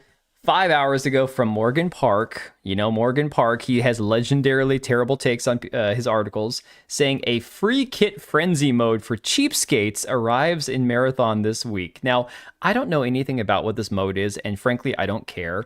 What we're seeing, though, is Marathon is trying to figure out ways to attract a bigger player base, because obviously they're having problems due to the fact that their player numbers look like this right now. Less than 15,000, a month after launch. And I mean, you can't argue with this, guys. You can say, you know, people have other things to do. Other games have come out. You know, in-game content is locked on the weekends, blah, blah, blah. Again, locking your in-game content to only being available on the weekends, what the fuck is that? Like, genuinely, what is that? You guys know that, right? Apparently, Cryo Archive, the end game of Marathon, the hardcore, take your best gear and get some sweaty fat boy, you know, to one-shot you and take all your shit. That mode apparently is only on the weekends. They're going to need to add boob and booty sliders. You know, Stray Cell, I am of the opinion, if it fits in your game, you should always have the most attractive characters possible, as long as it fits. If it's a game that's not the aesthetic of the game, then I don't need it. That wouldn't fix Marathon, because at the end of the day, you're still going to have the bright neon Roblox looking shit. You know, it's down 5,000 players in less than a week. Yeah. Shinobi Art of Vengeance was an awesome Metroidvania. Shinobi Art of Vengeance. I don't think I ever played that one. Smeg! Oh my god, we were talking about you earlier, dude. I am so glad you're alive, man. Holy shit. I enjoy being liked.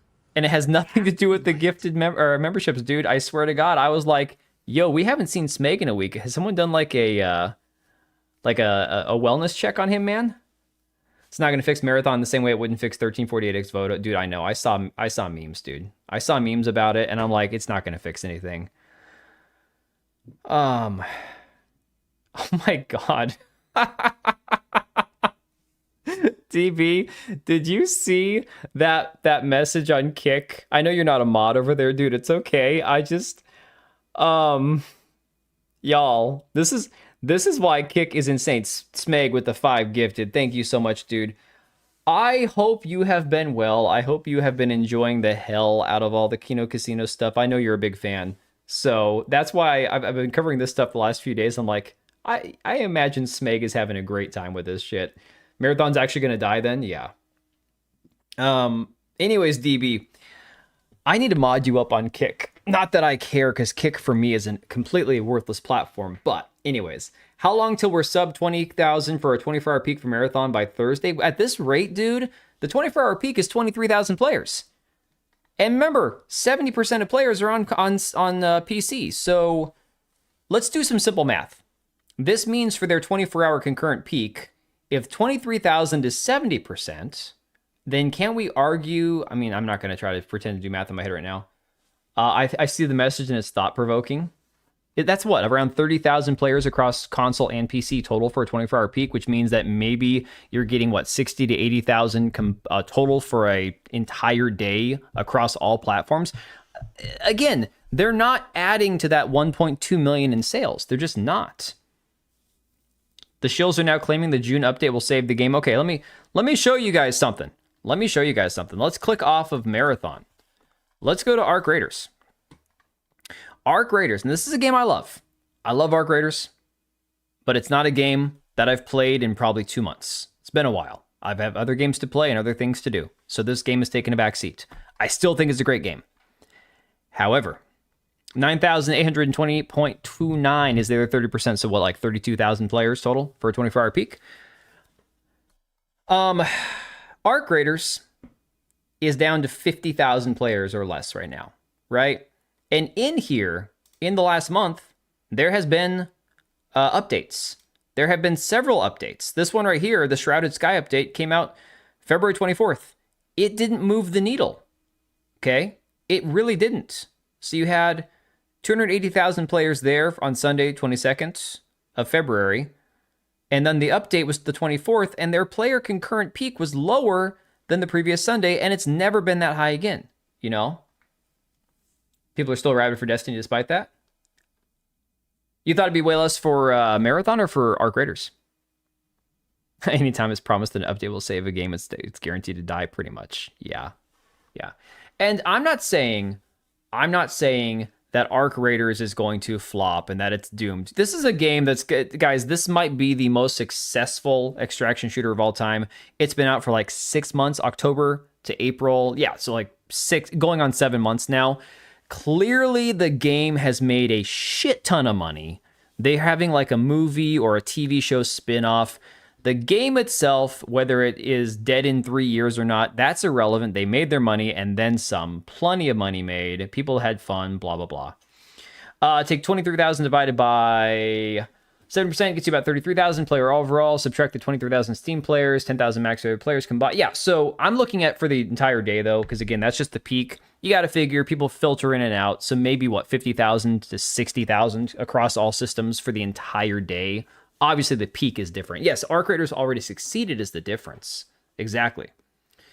Yeah, I mean, I don't think it's specifically live service fatigue. Because, for example, let me put this into context here. Okay, so I in my stream, I get rid of my browser. I hop over here. I load up one of my games, right? I'm going to play Starship Troopers Extraction or Extermination here. Or I'm going to play Arc Raiders even. Who knows? Or I'll play Titanfall 2. Or I'll play... where was this one at? Insurgency Sandstorm, my go-to PvP shooter. You can't see it over here, but it's here. I don't think of any of those games as live service, despite the fact that they are. They are all live service games. So I don't not play them I don't choose to play them or to not play them because they are or are not live service. It's because I enjoy the games. The problem is that Marathon, yes, Susano, you have to find the player base. Marathon never did. So while, yes, live service will eventually become oversaturated, and it's already getting to that point, I don't think it's just for the sake of being live service. I think that there's just too many other games that are similar in the same vein, same genre. It's just, I don't know. I think people are pissed they're paying hard-earned money to rent a game that they can kill anytime. I think that's a reality too. Do I still play Crimson Desert? I haven't touched it for about a week. I'm going to at some point. This week, actually the next few weeks are very stressful for me. A lot of business stuff to figure out. Going into the summer, which is my busy time for work. On top of it, I got to get my taxes all finished up. I've got to figure out, we've got baseball and softball stuff. We're getting a little bit of break this week, it's spring break. But like, it's been a stressful, crazy. Look at how bad Battlefield 6 is. It's insane. It's awful. No, I haven't really played Crimson Desert for probably about a week now, but I need to. Art could close tomorrow. They made their money and all this is gravy. Yeah, exactly. Exactly. I find it ironic we're at a point where those 48,000 concurrents for Marathon is something now Bungie would kill for. Isn't that insane? I mean, if you just look at this number, the 100,000 concurrent peak is something that they would kill for. Smeg, what are you doing, man? You already gave 5 gifted. Holy crap, dude. Dude, I'm going to start saying, chill, daddy. I used to game with this guy from California, this fat Mexican guy. He always made me laugh. He cracked me up. We played so many hours of Apex Legends together. And he'd get like really excited. He'd be like, chill, daddy, chill. Yo, Smeg, I got a clip for you, man. Hopefully this works. Hopefully this one actually works. Let me see. I just added it. All right, guys. Here comes the shower of support.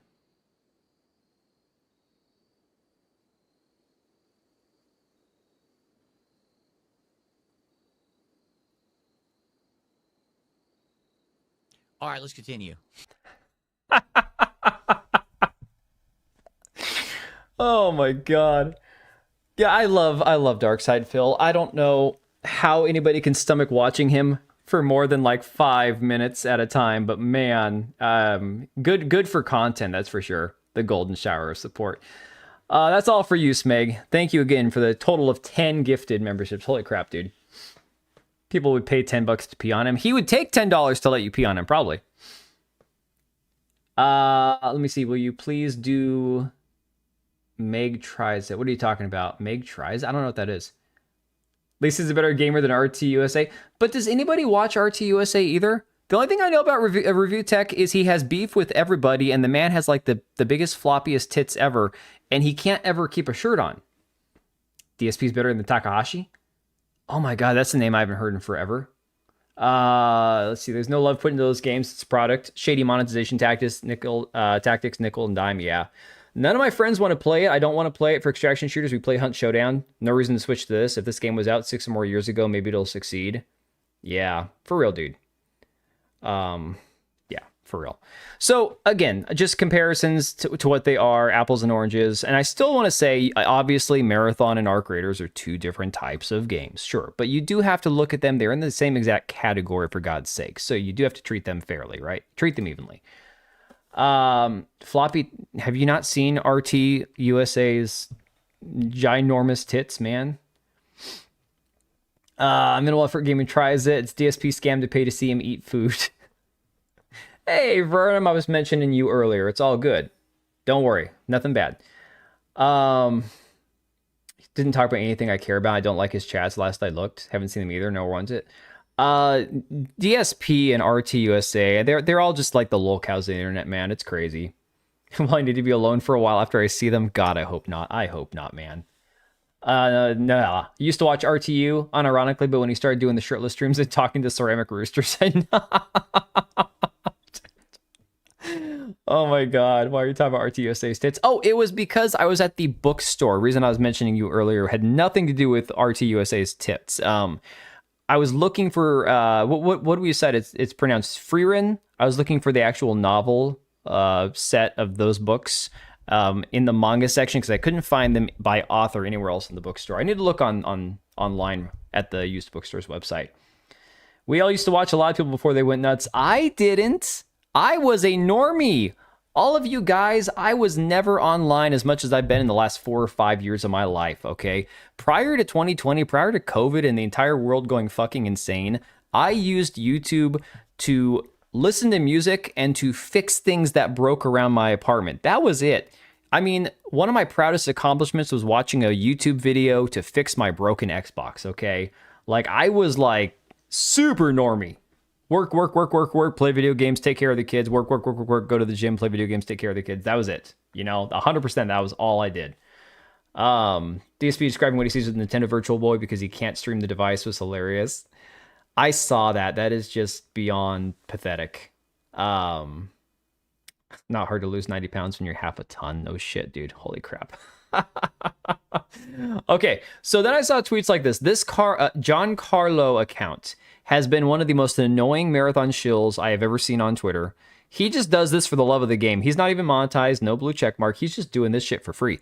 Basically, the feedback I'm seeing is that they want to turn Marathon into Hello Kitty adventures so that dads who play for an hour a day, God forbid, have a chance to beat Cryo Archive, sacrificing the game's entire identity just to keep extreme casual players happy is a terrible idea.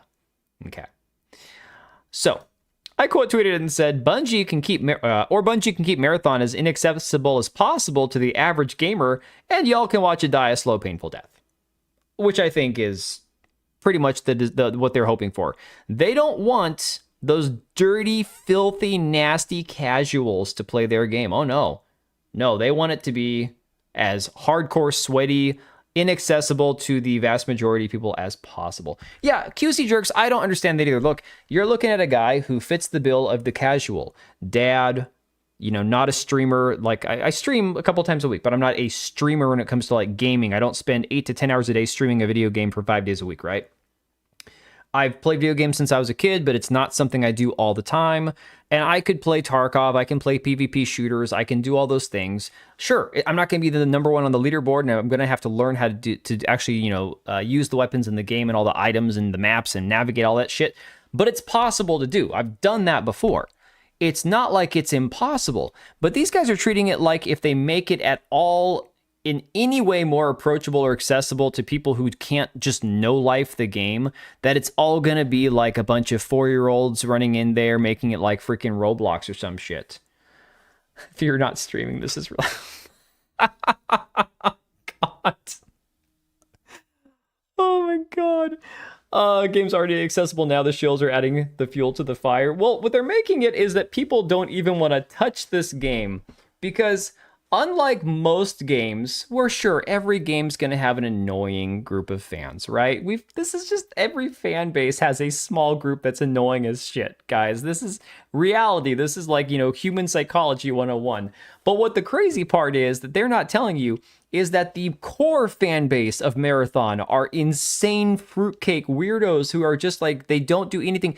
Adam Krigler was talking about how Marathon just fucks him. Like the one shill that, what was his name? Not Amazon. Aztec Cross or something, talking about how he played Arc Raiders because he wanted to be loved, but he plays Marathon because he wants to be fucked. I'm like, you, sir, have mental issues. Like, complete and utter freaky weird people. Right. Korean Cowboy, I don't even ask. I don't know. But I saw Adam Krigler saying the same thing today. I'm like, so your entire identity is this weird transhuman neon art freaky weird ass game. Okay. Crazy, because he's a conservative, and most of the fans that I'm seeing, the annoying freaks on Twitter that are all talking about this game, are a bunch of he, they, them, she, it, zir, trans flag in the bio. Like, okay. If the graphic designer was really responsible for stealing the art, not the art director, they'd have given us the name of the designer by now. He's lying to say what little rep he has. Yeah. Yes, ex-co-host of Tim Pool. Yeah. And otherwise, he seems relatively normal. I mean, but this dude, I'm like, what the frick is wrong with you, dude? Marathon's worse than Tarkov in chasing players away. Tarkov, you feel as if you can get lucky. Yeah, Tarkov, I think you feel like there's certain ways you can play. Like, I found, I got to where my groove, because I always played by myself. I never had friends to play Tarkov with. I just got into a groove where I felt I could confidently play solo and figure out getting from point A to point B, getting my mission done, hopefully, and getting out alive. That was about how the way I played Tarkov. So, Paul Tassi, here's where we get to enjoy the coping and seething. Paul Tassi says Marathon needs more players, and you may not like the answer. I'm living for this shit. Ooh, that's a terrible place to pause. Sorry, Paul. Although, to be fair, he doesn't have a very flattering face to begin with. All right. So, big screen. Let me see here. You see Canada made the Alpha People password even longer? I saw something about that, dude, for real. I mean, you already know I like the transhumanism stuff. I mentioned it before, but I don't know what getting fucked about it means. Dude, for real. You know what, DB Wild? You're not wrong. You're not wrong. It doesn't help that I haven't actually been to the gym in about a month and a half since baseball season really got going. So what little muscle mass I had put on in about, a few months of actually working out, lifting weights, it's probably all gone at this point. Whatever. I'm almost 40. I'm not 400 pounds. What can I do, All right, I'm back with another marathon video, this time focused on a discussion within the community. I love it. We're only 13 seconds in, and this man, he just looks like he absolutely hates his life. I love it. The same man who said, I'm not going to cover Marathon anymore because I don't really have time to play it. And so the only thing you're going to see from me is updates on the news surrounding it. He looks like somebody just... No, Judge Death, that's a dude. He's a dude. But you can barely hear him. I'll turn him up. About kind of the state of the game, that looks where it's going to go from here, and what may or may not be added to it. The conversation here is based around the idea that Marathon may start to have to appeal to more casual players. And I know what a lot of people are going to say in that, this is meant to be a hardcore extraction shooter, or it's not really as hardcore as people are making out it to be. And this would destroy its identity and hurt the game and stuff.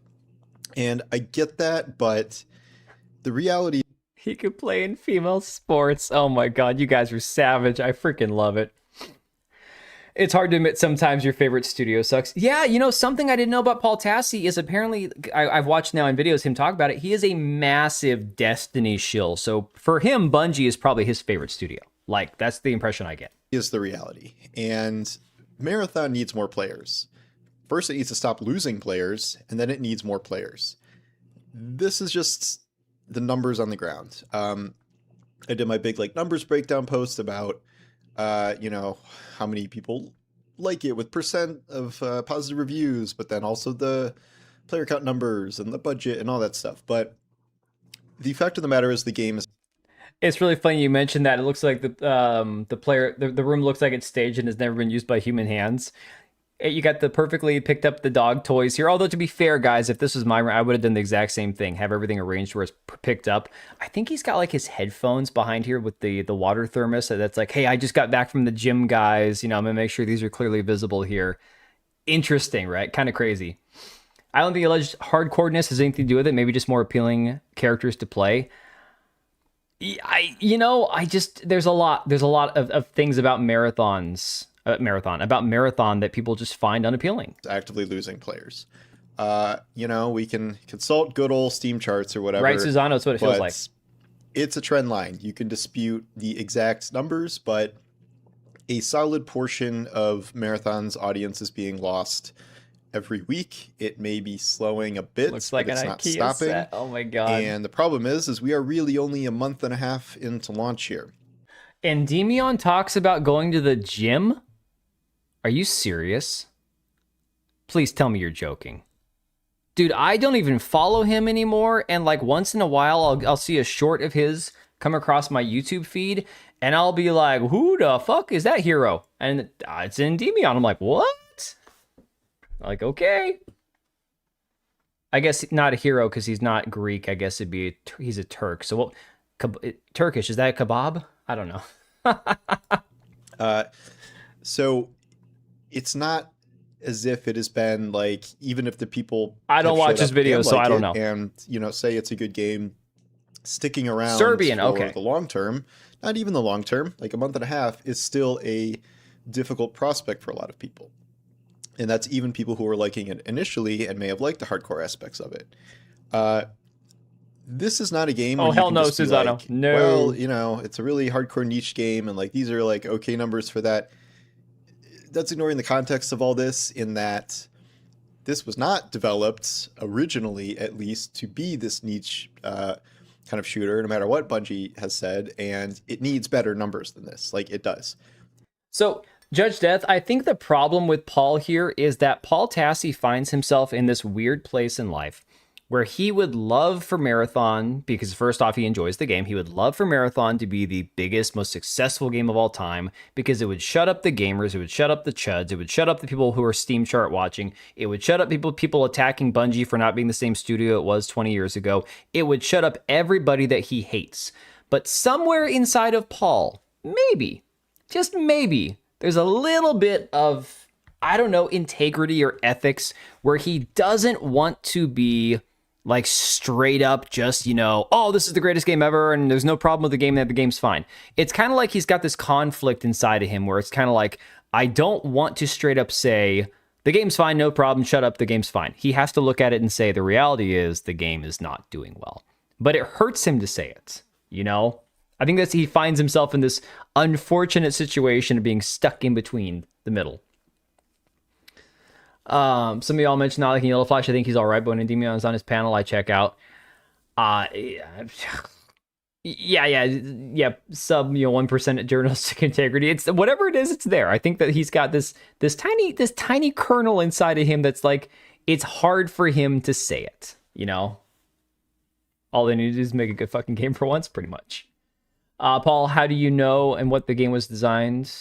How and what does Paul develop our Marathon? How does he know what the game devs had in mind? I mean, he's got contacts inside of Bungie. Remember, this is his favorite studio. He's got all these contacts. He has all this information. Like, come on. Yeah, you saw me in his chat. Yeah. I didn't see you though, dude. Smeg, I was looking for you for a few days. I was like, oh my God, he's got to be loving all this stuff with Kino Casino. But it's like, I didn't notice that you were there. Of course, his chat was moving pretty fast. I was not going to super chat though, but I had actually just shared a few videos from the entire quartering thing on Twitter. I mentioned on that they were there, but I don't know if you saw them or not. It's whatever. Tassie will keep the game alive alone. He'll be the last to check out. I don't think so. He's already checked out. So John, he actually said on his last video covering Marathon that basically he's going to stop covering it from a gameplay perspective. There's not going to be any lore videos. There's not going to be any like gameplay videos because he's playing Crimson Desert and he doesn't have time to play both. And basically because he's a dad and he's got too much other things to do, he doesn't have time to get good at Marathon. Basically, it's a bullshit excuse that I don't like the game as much as other games I'm playing, is what it comes down to. If it launched with better numbers, I think they would be more comfortable paycheck stopped coming then maybe and just making more and more stuff. and if it maintained The those information and numbers, the even more results so, don't line but up.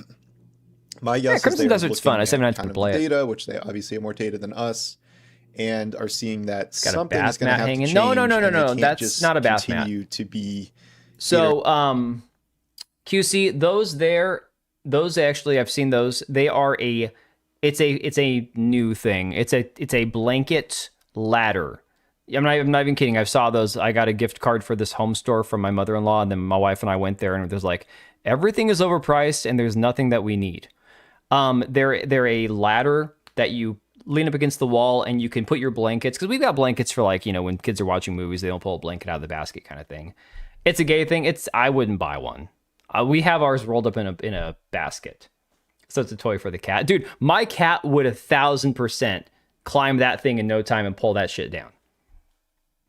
Yeah, he's hooked on CD, exactly. to more and more hardcore players. Like, oh, you know, true. you have 2 of your 4 maps that are based around. Don't let me give you the impression that I think Paul is this arbiter of truth and has any sort of like true integrity inside of him. My point is that he's faced with this conflict where he simply knows the facts and he can't argue them, so he's stuck in an unfortunate situation. No, he 100%. He was straight up an asshole to Marek Tominsky in the way that he handled the entire CI games, discussion. Yeah, no, Paul sucks. He's got me blocked on Twitter for a reason, guys.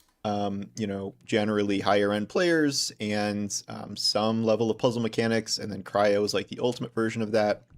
Going forward, you're not just going to be like, all right, well, here's Cryo 2, the harder version of Cryo. Like, you have to not keep going that distance. Right, Lixelplix, exactly. We know that. Oh man, one of the updates, I think it's for season 2, is they're doing a night version of Dire Marsh. I think that is like increased PvE enemies or something like that.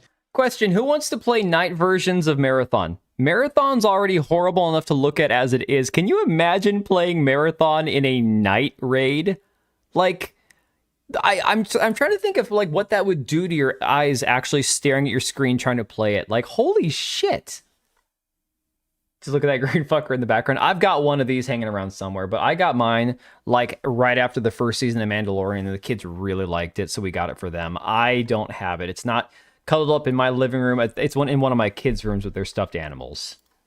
But the what do you say to Tominsky? He 100%, when Marek Tominsky had somebody ask him about beautiful characters or something, custom, because I think the second game, Lords of the Fallen 2, is going to have character creators, or it's at least to do with like the characters that exist in the game being like beautiful women and stuff. And he said, yes, there will be. It was that simple. And Paul framed it as such that Tominsky cared more about beautiful characters in his game that people could goon to than actually delivering a finished, polished game. Based on the way the first game was, the first game came out and it wasn't great. So, hey, Mari. Kaleidoscope maps if Marathon with strobing lights. Oh my God. The question here is, people are debating kind of what would move China, yes, the needle. And I will go from, I think, most likely to happen to I had a least burnt dinner that likely night. to happen. This would Yeah, night be, version would I'll blind start with somebody. just the idea of kind of modifying the existing game to be more casual friendly. It is true that the genre as a whole is not exactly the most casual genre, but I'm so tired of this conversation about casual versus hardcore. Okay, let's pause the video for a second. I want to pause the video for a second. Let's do a test, because I don't know that we're gonna get through the whole 18-minute video. Because let's face it, Paul Tassi sucks. But I'm curious.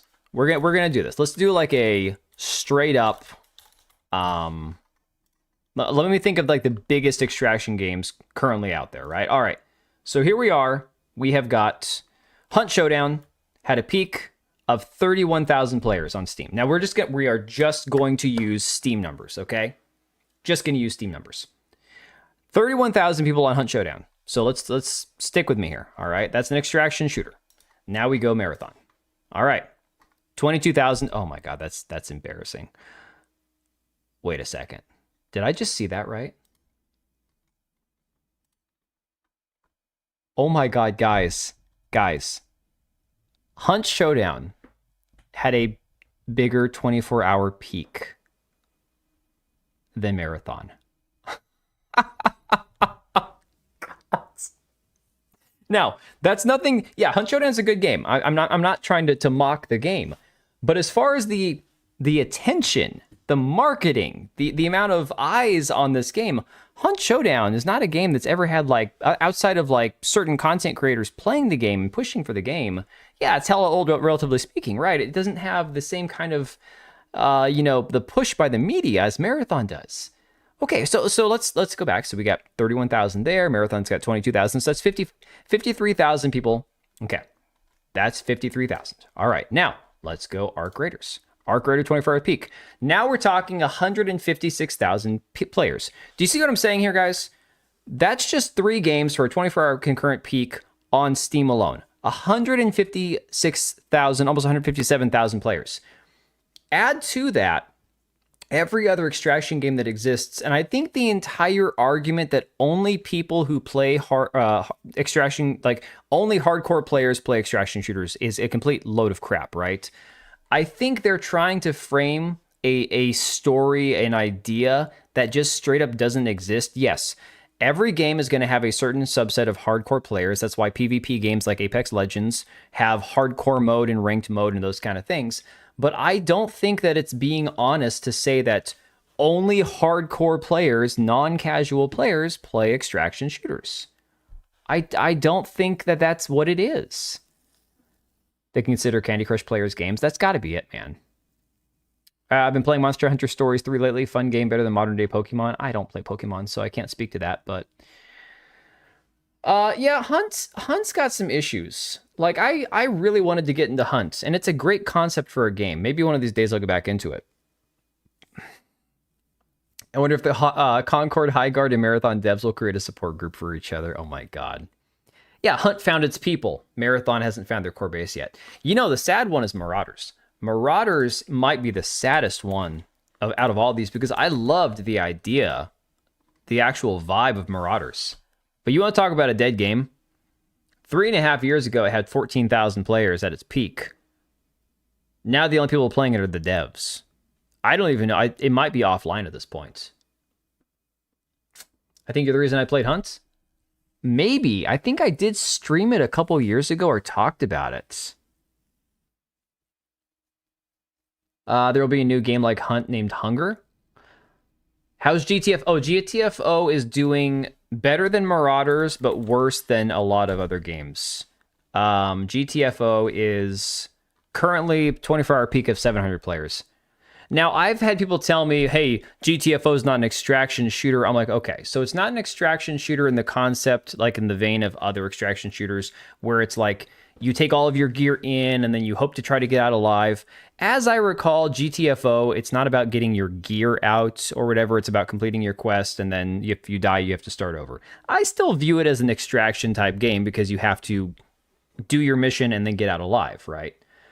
Oh, yeah, Morbid Metal is out. That's another one I was thinking about picking up. That's a roguelike. Morbid Metal. Oh, that's really disappointing to see. Only 520 people playing it. Well, 262 right now. Yeah, it feels similar. It's a very similar type of game. Let's see. Only their Twitter account is active and everyone flames the poor dude handling it. Which game were we talking about, Vernum? Oh, Marauders. Yeah, Marauders was a great concept for a game. It just, for whatever reason, just fell apart. It's just the craziest thing. Well, okay, so honey, they are not, it's a Ubisoft published game, but it is a solo developer that started making the game when he was 14 years old, and it took him like 10 years to make the game. Morbid Metal is going to be a lot of fun. It's going to be a great game. Bankruptcy! Monster Hunter S is better than modern Pokemon. I don't know anything about Monster Hunter S versus Pokemon, but thanks for the 2, Lucia. I'll take your word for it. Look, the Monster Hunter games look cool and way more my speed from what I've seen than the Pokemon type games. But also that's because I think of Pokemon as being more of, don't shoot me, don't hate me. I look at Pokemon as more of a kid's game, you know, just saying. Yeah, Morbid Metal, guys, I played the demo for it and it was fun. The game was great, a lot of fun. So This is a bummer to see. I'm really sad about this. I want to check it out on Steam. Let me take a look here. Let me pull this up on Steam real quick, guys. I'm very curious. Morbid Metal. See, why is it that the good games never get noticed? It's 25% off right now. Yeah, very positive. From the rubble of this broken world, I have created Here we go. It kind of gives me almost like Ghost Runner vibes. Shattered memories, chained to an illusion. Remember. Now, obviously, Ghost Runner's first person, but still. This is only your beginning. You were made for this. I made you for this. What if I told you there was a way out? What would you sacrifice for it? Is it on console? I don't know.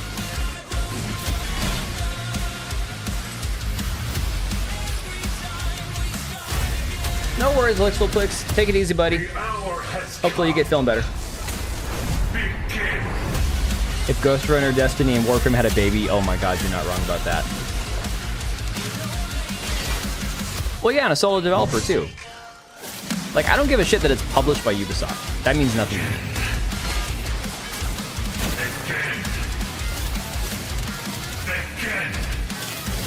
As long as it takes. It's a game that'll not be optimized. It's a game that'll become a hit. Cult hit a decade after release, just like MGR Revengeance. Morbid Metal is a fast-paced, roguelite hack and slash that... Yeah, no, I mean, I played the demo, and honestly, I'm gonna consider picking it up because it's, again, probably one of those games that won't, like, take my entire life to play. I played the demo, and the demo was pretty good. And I didn't even play it on controller. I played mouse and keyboard, and it felt pretty good. So, we have some tech metalcore style riffs, yeah. Currently torturing myself with Iron Man, Lords of the Fallen. Oh, man. A roguelite. Yeah, I mean, I know that not everyone is into those kind of games. Influencers are useless. I mean, here's the thing, if Asmongold played this on stream, then it might do well. But there's a lot of those influencers, the ones who get paid to promote games, guys, people kind of get turned off of the games because it ends up being that the influencers are the ones who are, you know, pushing shitty games a lot of times. You never heard of it? I'm not surprised. It's not a big release that's coming out. But I've seen positive things about it. I played the demo for myself and it was really cool. It's hard to heal up here though. What are we talking about? Loving these Eastern developer games. Yeah, less than $15. I'm considering just going and picking it up. If Asmongold played it, it'd be a small bump that I'd die after a few months. Yeah, but for initial sales for a small developer, that would certainly help. I mean, guys, look at it this way. Road to Vostok, which again is a PvE extraction shooter that just came out, because of positive coverage, has already made enough to continue development of more games from the, again, solo developer years down the road. That's massive. Now, I don't know if Asmongold or another streamer or some other person covered that game, but the fact that there was, again, positive word of mouth that made the game go viral, that it basically ensured that he could continue working for a few years and continue doing what he's doing, that's awesome. That's huge, right? Oh, you didn't know it was indie? Oh, no worries, dude. Yeah, but being indie, I mean, single, like I believe it's a solo developer, like one dude. So, wonder what the positives and the negatives are in this game. Let me see. I'm sorry, you can't read the reviews on here. Oh, well. Road to Vostok has the whole Stalker fan base to pull in. Yeah. Such a cringe title, influencers. Judge Death. The minute that I hit 10,000 subs a year ago on YouTube and found out that I was considered a micro influencer, I'm like, oh my god. I should stream it. I thought about it. If I was going to do a game last week, I was thinking about Morbid Metal. Honestly, the only problem with those kind of games is it's very hard to stream games that are fast-paced action kind of games, and chat with the, the micro. Shut up, dude. I knew you'd go there. Oh my god. Ubisoft should just switch to publisher instead of developer. Yeah. I almost had arthritis playing Morbid Metal's demo. Let Moist Critical play it. He'd revive the finals for 3 seasons. Dude, the finals is another game that I've heard great things about, but just nobody really talks about it, man. Just pause every once in a while and let us derail you. No. See, my solution is I just watch the chat while I'm playing, make myself look like Darkside Phil, and then just, the entire thing gets derailed. And it is what it is. I'm okay with it. For real. Let me see. 3.2 million Kickstarter cards and more. Oh yeah, dude, this is kind of the segue into what's the video I have here? Okay. Yes.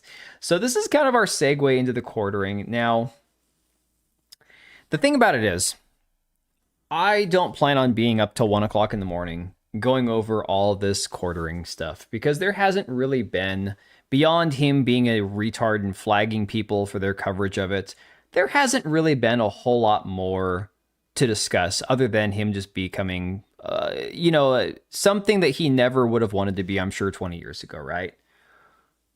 Don't know where the game hasn't told me. I don't like the vibes there or the aesthetic. Lucia, again, that's like I said, that's the biggest argument, that your own personal preference when it comes to what you're playing, whether in terms of gameplay, the way the game looks, feels, sounds, those are all valid reasons not to play a game. So for anybody who wants to say, if you don't want to play Marathon, it's because you suck at video games, it's like, no, I have a million other reasons not to play the game that are all valid reasons, right? You mean he's going to start jacking off in front of the camera? Oh, no, Avernum. That was my early 20s, dude. No, we don't do that anymore. Anyways, I'm just kidding. God. Maybe I'm not. Who knows? All right. Gameplay feels very off to me and aesthetically looks corpo. So, failed MMO devs reportedly used $3.2 million Kickstarter funds on trading cards and more. So, this is the Ashes of Creation dev. I saw this earlier, and I'm like, oh my god. Who does this sound like, right? So for anybody who's not aware, this was the Ashes of Creation game that got shut down. And then as they were digging through the financials, this was something I covered, a few months ago. This was crazy, right? And so it turned out that the CEO of the company and his husband, they pulled funds from the studio's budget to fund their lifestyle. The report here details payments to a personal private chef, along with $41,717 in payments to various auction websites, tens of thousands spent at a number of trading card game shops and miniature stores. Okay? So this is crazy, the amount of money that people spend on these freaking Magic the Gathering cards. Also husband, yeah, it's one of those situations. Ironically, the husband is also, I believe, was the chief financial officer of the company. So it was one of those situations where they were both on the board, although Sharif was the only board member. It's insane, dude. The whole thing was just nuts. The LLM's in the same POS. Who would have thought this would happen? Yeah. He's a secret bowl of her. Okay, so this, of course, made me think about the entire situation going on with Jeremy, where there's all the questions about his money, what he spends his money on. 1 minute he's got more money than God, the next he's begging for money for a coffee scrub or for a K-cup machine or for money to go to, yes, I did say his husband. Yes, one of those situations. MGT cards, mismanaged finances with the quartering woman leading that company. You would think, man. You would think. Don't be surprised you get boned by people who bone each other. Wah, wah, wah. Yeah, where's that at?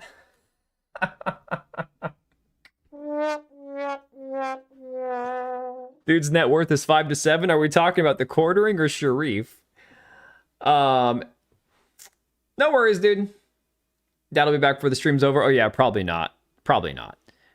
God knows, I had a long day, and that little bit of Irish cream I put in my coffee is starting to knock me out, but we're going to try to get, the quartering, okay.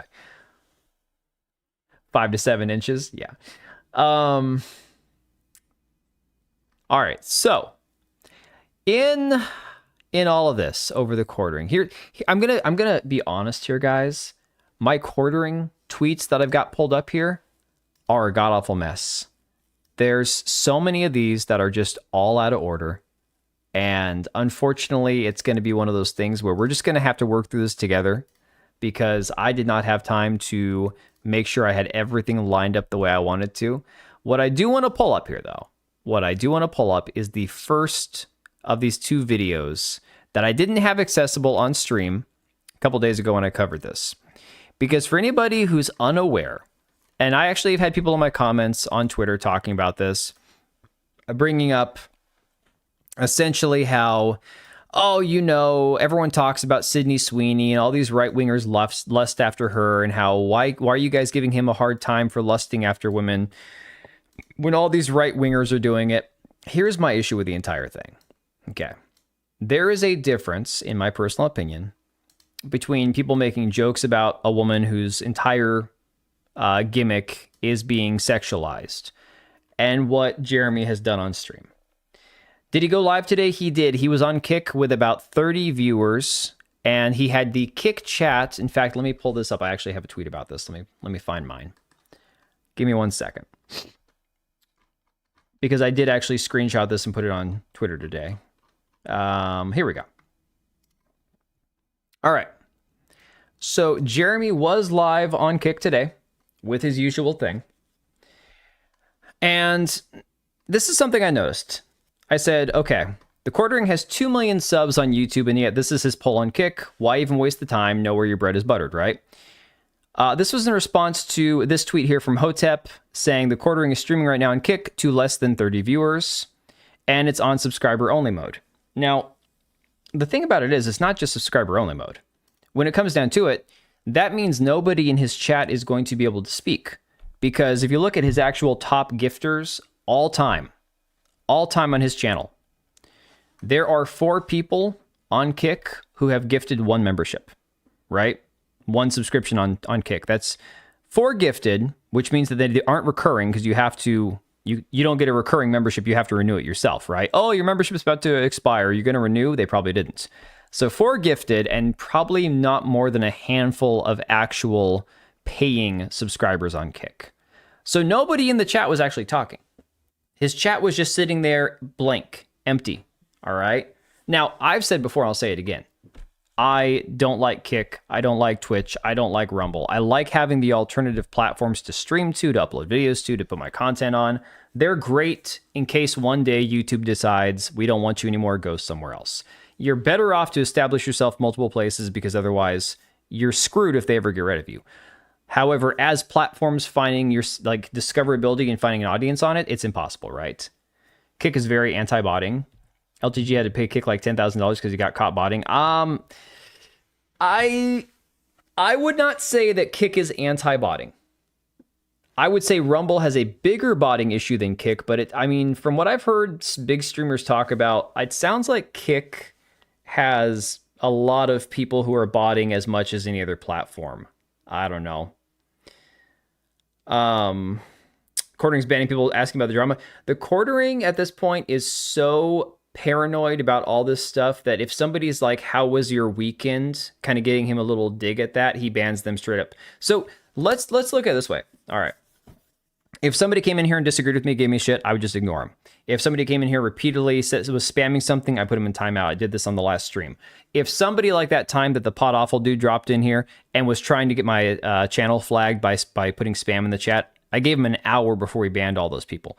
I don't want to ban people because those people who give you shit one day, they might be a viewer in a year. They might change their opinions on something or agree with you on something, and they might be like, this guy's all right. If people are ribbing you and being like, how was your weekend? When they know that that's how you start every stream and it's because you have nothing interesting, authentic to say yourself, you are then banning potential future viewers who might actually become endeared to you a little bit in the future, right? You disagree with me right now? Oh, shit. What's with weekends? John, it's because he has nothing authentic to say, you know?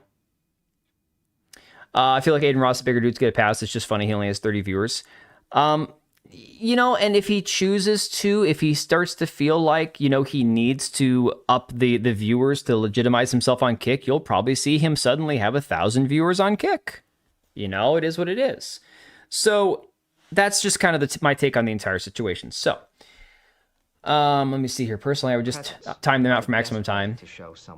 Well, Matt Stafford, they were trying to get my channel flagged. I don't fuck around with that. I'd let these guys go for like an hour, you know? Many dollars worth.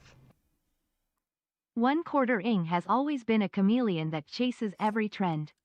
He is the epitome of a grifter. Even religion isn't off limits for him. So boring to watch, that no one cared to cover him for so long.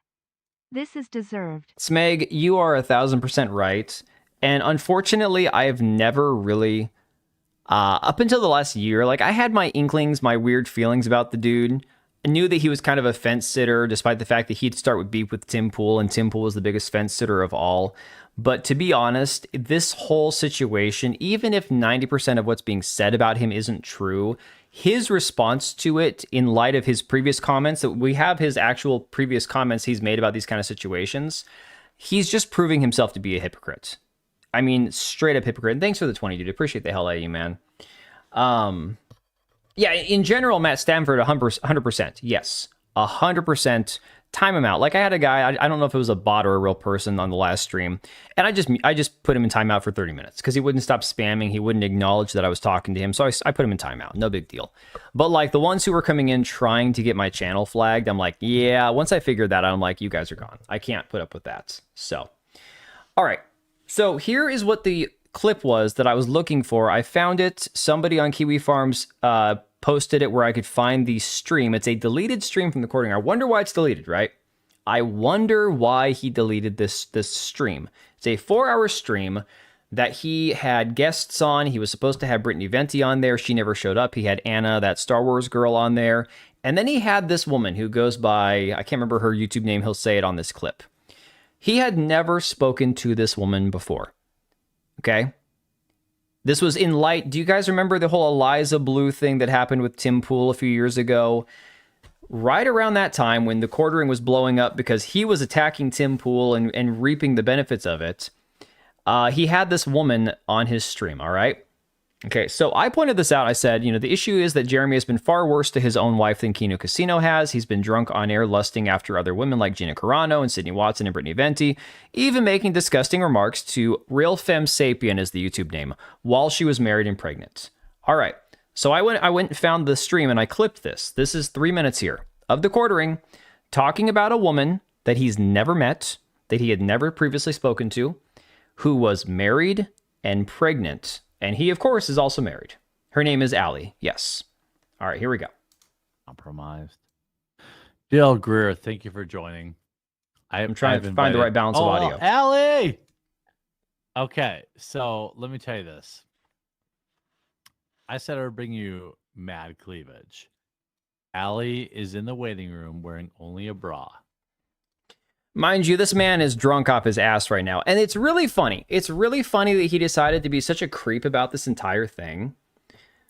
I think they even read my comment live. Venti showed up later. Geek, when I covered the whole Eliza Blue thing, Brittany Venti actually was watching my video on live stream one time.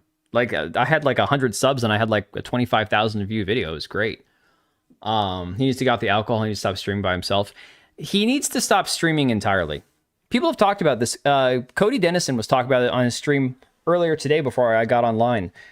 Cody was going over all this stuff, and he's like, you know, regardless of your opinion on the quartering's content, his bread and butter, what he does well, is his videos. Whether you like his videos or not, whether you think he's annoying, it's a slop, you know, he's a slot merchant, whatever. The fact of the matter is, what makes people tune into his channel are his videos. His live streams suck, right? So...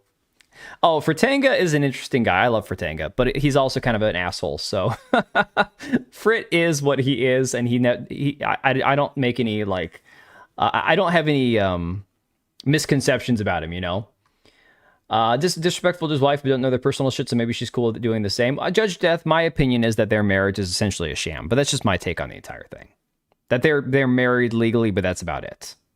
And if there isn't 5,000 likes on this video, she's gonna put on a lame ass burgundy sweater to join the stream.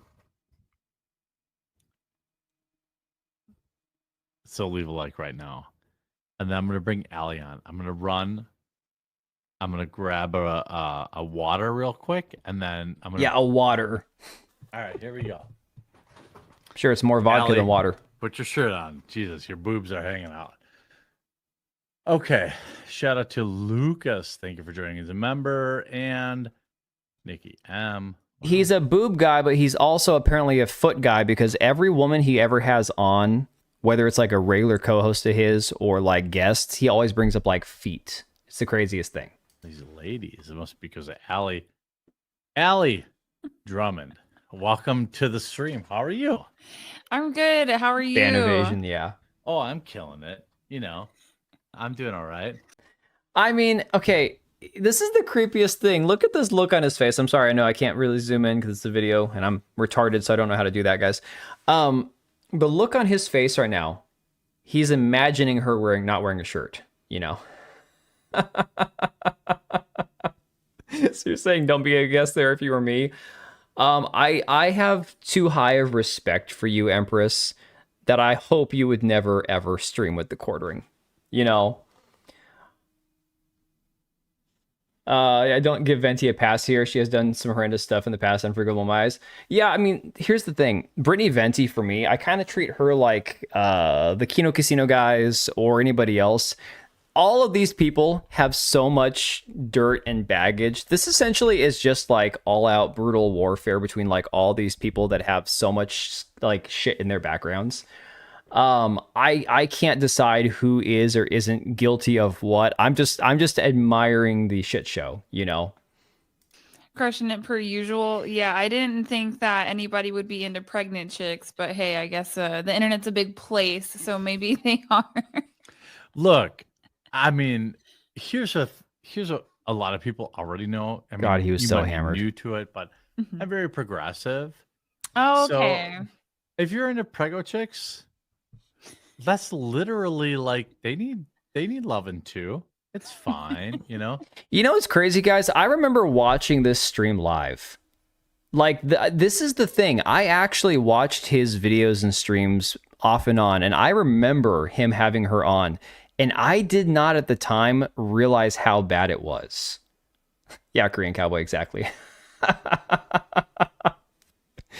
I did not realize at the time just how horrible.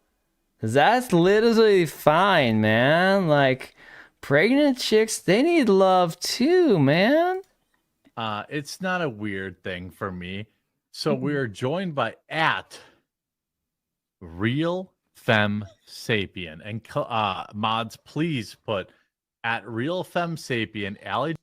So I remember watching this stream live. I remember respecting you. It stopped as soon as you admitted that. I was a very small YouTuber. I've seen the images of her without the makeup, but it's the same image over and over again. Like, I'm not here to defend Brittany Venti, guys. I don't care. Like, she might be the worst person on the planet. I'm just enjoying the shit show.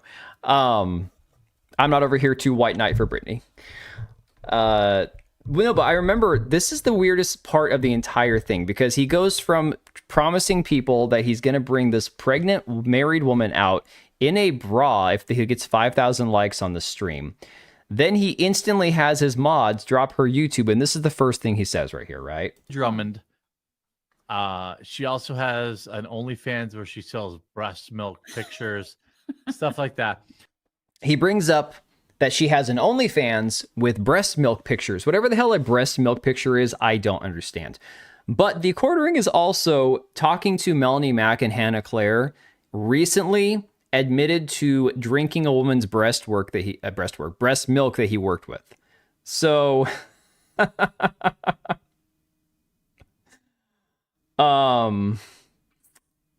don't want to understand or no? Yes. So again, a lot of what he says on his live streams while drunk are very weird, like fetishes that he clearly has a lot of interest in because it's things that come back up. He talks about his bowel movements. He talks about him having diarrhea in weird places. He talks about feet. He talks about breast milk. He talks about all this stuff, and it keeps coming back up. Basically, broadcasting his fetishes in a really weird, unfiltered way. Exactly. But she also has a YouTube channel, which I do. she annoyingly rejects, and she like doesn't really work that. Exactly, hard at it. David. You already get it. She's on like the girl easy mode, but at Real Femme. This one I love. He's like, she's on the girl easy mode, basically saying because she's reasonably attractive that things are easy for her. Watch her expression right here, guys. This is crazy. Mode, but at Real Femme. She didn't find that one on funny. YouTube and mods, please link it because, over the last week she said obviously the number one feminine habit modern women. Well, this is why you should never like stream while intoxicated, but in Jeremy's case, it's why he just shouldn't stream at all. Like, personally, that's just one of the situations, dude. I get that everyone has their vices and fetishes, but keep that to yourself like everyone else, seriously? Yeah. I mean, it's terrifying, yeah. No, Mari, what's terrifying is that this is a man that's got a 2 million subscriber YouTube channel that is treated by certain people like he's like the arbiter of like conservative talking points and news, and at one point he thought he was going to be some big shot interviewing like Jack Posobiec and all these people like Amfest and TP USA and all this stuff, right? And then he is not the father who doesn't love Maury, the thought granny before that. So Allie, I mean, we've okay, this right here is the part that I think of everything he's done. The quartering is married. She is married and pregnant in this clip, Mari. Okay? She's pregnant and married in this clip. Now, I want you to hear how he talks to her. Okay? Allie, I mean, we've only ever exchanged nudes online. So what's it? I appreciate you joining me. So now in the first 2 minutes he's had her on, he's talked about her OnlyFans, pregnant fetish, and how we've only exchanged nude pictures. Yeah. You guys haven't seen this clip before? Oh my god. Yeah, no, thanks for having me. My husband actually likes your content. And Do you notice how she instantly goes, "Yeah, my husband likes your content." She's like, "Dude, shut the fuck up. Like, I'm married. Would you stop?" And then he instantly gets this sad frowny face. I don't torture myself, so I haven't seen it. No, Mari, they are not married to each other. No. So, little backstory on the quartering. Jeremy, the guy on the top. Along the way, he has had different co-hosts on his channel, like Sydney Watson, currently Melanie Mack, Hannah Claire, a wide variety of women that he's said remarkably inappropriately, wildly inappropriate things to. And the craziest part is he claims that when he had Sydney Watson as a co-host, that because she wanted to start a news company, the one that they called the Publica, that he spent $250,000 of his own money on that company. Yeah. It's, surprisingly, he's only hiring women. Well, the only person he's fired recently was Luke Rudkowski, the guy that he was employing, who he also disagreed with greatly on a lot of political takes. So interesting that Luke is the one that left, but Hannah Claire... what did he give $250,000 to Lauren Southern for? Get rid of the sausage? Yeah, basically. And I didn't even know that you had reacted to my content before. It took a while for me to realize. I think maybe you had done a short or two, and I was like, "Oh, this guy knows I'm alive. Very cool." Right, that's his fetish. So that was neat. I didn't even think you like looked at my channel like that. Same shit, basically. Well, it's obviously before you were pregnant. Now that I know you're pregnant, I've moved on. So that in 2 minutes, 4 sexual comments at this woman. Just crazy. Even after he knew she was married, because she made sure a point of telling him this. Okay. So I took this from Brittany Venti's stream. And again, guys, this is not a matter of like Like, this is not white knighting or standing for Brittany Venti. This is just her talking from her stream that I clipped and put on Twitter here, right? I said, Brittany Venti claims that Laura Southern, I guess it's Lauren Southern, I don't know. I don't watch her content either way, confronted the Quarterting, wow, my typos are wonderful there, for his video smearing her in light of sexual assault allegations against Andrew Tate. He allegedly told her it was because she was mean to him. So, context on this. Lauren Southern is a content creator. She's one of these, as far as I understand, she's slept with a wide variety of men, including Destiny, the left-wing crazy-ass streamer, right? So as far as respect, I have no respect for Lauren Southern at all. Zero. None. Like, I don't care. She's awful. Everyone's awful. These people are all awful, right? Lauren Southern claims that Andrew Tate, who I also think is a gigantic scumbag, that's just my personal opinion. I think he's a giant piece of shit. Yes, I'm pretty sure she slept with Destiny. Yes. She was married to an undercover Fed also. Oh my God. She claims that Andrew Tate choked her and sexually assaulted her. I believe it's possible. Did it happen? I have no idea, but I believe it's possible. In response to that, the Quartering made a video talking about her claims where the thumbnail was Lauren Southern pregnant with Andrew Tate's baby. Okay. Yeah, she's done things where she's officially banned in the UK and Australia. Yeah, actually, her family got kicked off of what's the bed and breakfast or the hotel rental app that you can use. You know, guys know the one I'm talking about. They can't use that service anymore because they're attached to Lauren Southern. Yes. You lose a lot of attractive points when you bang a cup. Airbnb, thank you, yes. So her family actually was traveling to the UK and their Airbnb got canceled because her parents are related to Lauren Southern. That's how bad it goes, right? It's crazy. So that being said, Brittany Venti is talking about this video that the Quartering made where he decided, I'm going to defend Andrew Tate even though I know nothing about the situation.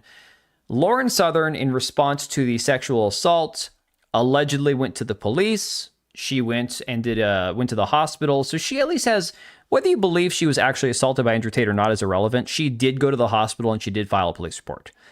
The Quartering lied. The Quartering in his video lied and said she didn't. And there's record of these things actually existing. So Lauren Southern, when she saw the Quartering at TPUSA or Amfest, whatever it was, confronted him, right? And this is the conversation that happened. So here you go. I'm going to give you the gist of what she told me privately. Because she told me about the Quartering. She said she'd be tuning in tonight. She said she confronted him at TPUSA in December and asked why he made a video where he AI edited her pregnant with Andrew Tate's child and lied about her not going to the police. And he straight up said, someone told me you said something mean to me in a group chat. So this is the group chat that the Quartering has been fuming about that apparently had Sydney Watson and I believe Anna Slatz, who worked for the Publica. I would assume her and a couple of the other gals that worked at the Publica were in that group chat, and Lauren Southern. And so after him and Savannah Hernandez, well, she was also working for him at the Publica too. After Sydney Watson and the Quartering had their falling out, and he spent $250,000 allegedly of his own money on the Publica, and the whole thing fell apart, there was this group chat, apparently this group chat of all women who said some mean things about the Quartering, but it's like, but can't you believe that some of those things are true? Like, you're seeing the evidence with your own two eyes. The man is a disgusting, fat, drunk, lecherous lech. Like, the dude is constantly, group chat. The dude is constantly, like, hitting on anything that's female that, breathes. Like, I can kind of believe that some of the things that they're saying are true, right? I guess he's female coded. I guess that's just him being female coded again, guys. And if you're wondering why that story may sound familiar, it's because it's the same reason he used with Sydney Watson. Yeah. Why he started talking shit about her. Oh, I heard she said something in a group chat. Are you hormonal? Like, you're supposed to be a news guy reporting the news, and you just used your platform to attack people because you thought that they are gossiping about you. Please don't make me like Venti. And Lauren I'm not said, making you do anything. hey, Jeremy, can you pull up an example of what you're talking about? And he couldn't find it. So Jeremy makes these claims. Sydney Watson's in a group chat. They're saying mean things about him. Lauren Southern's in a group chat. They're saying mean things about him. Lauren Southern confronts him and says, why did you do an AI edit of me pregnant with Andrew Tate's baby when I said he sexually assaulted me? And he's like, because you were mean to me. And she's like, okay, where's the receipts? And he couldn't show them. Oh, no worries, dude. No worries. That's the only clip of Brittany Venti I've got. That's the only clip. Let me see. Yeah, he was behind the Sydney Watson thing too. I didn't follow whatever went on, but yeah, Oblivion, based on what we're seeing with our own two eyes, there can be two sides to every story. But I have zero doubt that Elijah Schaefer, when Sydney Watson worked at The Blaze, absolutely was probably guilty of some sort of sexual misconduct, right? 100%. Then he went on to be the complete weirdo, freaky piece of shit that he's been acting like for the past few months. And it's like, yeah, it's pretty obvious that Elijah Schaefer's a fucked up dude. So whether Sydney Watson actually got sexually harassed at The Blaze or not is irrelevant, right? So many of these things, it's like, there could be two sides of the story, but the guys aren't helping themselves in these situations. Yeah, they're all garbage. It's like they're all garbage. Everybody involved. It's a bunch of retards fighting each other, basically. Oh my God. I simped to Venti. I don't. Here's the thing, guys. I don't think any guy should be simping to anybody. For me, it's not about, like I said, it's not about white knighting or simping for Venti. She could be completely full of shit and then write about these few things. It's irrelevant. The point is, these people are they're all awful, right? Everybody involved is awful. So, of course, Melanie Mack, and we are not playing the video. You can simp for me. You can simp for me. That's it. I will allow this, that one. You can simp for me. I'm not going to play the audio or the video because I loathe Melanie Mack probably as much as Smeg despises Brittany Venti. I just jerk. Oh my God. DB. It's wild to shoot your shot with conservative women who are either are or at least pretend to have traditional values. Yeah. So in terms of this video, I don't know what's said, not interested, don't care. I have no use for anything that Melanie Mack has to say. What I will say, Smeg, I'm not playing the video. You're fine. I'm not playing it. I have no intention. I have no intention of listening to Melanie Mack. It makes my ears bleed. She probably has the most unlikable personality, and that's the craziest part. I might, if we went through a list of political or ideological topics that I do or don't agree with her on, I could end up agreeing with her on 90% of things, and I would still despise her. That's the weirdest part. That is the craziest part. But yes, she put out this video defending the quartering. I don't know what was said, and I don't care. All that matters is this right here. Comments are turned off. Pretend she's based and she ends up being a race trader. Well, what I will say is more than just the fact that she's, not married to a white guy is the fact that she married a dude who I think might be gay. Gunnergate yet defense quartering, make it make sense. Yeah, exactly. Make it make sense. Bankruptcy! The simp. Hear the simp bucks rolling on the floor laughing. Oh, thanks. I appreciate you guys. You don't got a simp. I'm good. You don't got a simp. But thanks for the 199. Appreciate you. It is like this tangible thing that you can point to and say, hey man, I love you. This many dollars worth. Melanie is just being deliberately deflectrive of the situation. Deflectrive. If she actually followed Christ, she would know D4 million well that she would stay far, far away from Jeremy.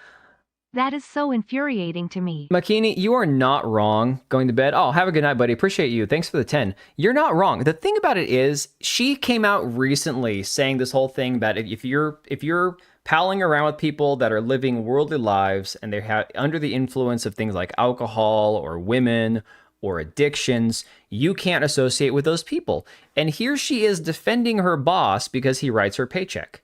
And it's like, I'm not saying that you have to believe everything. You could honestly look at the entire courting situation and be like, okay, Maybe they're not in an open relationship. Maybe he's not swinging with his wife. But he's doing a lot of other things that are clearly not lining up with Melanie's worldview and her, like the way that she lives her life, or at least claims she does, like the alcoholism. The man is drunk 24/7. Okay. That doesn't go hand in hand with what she preaches, right?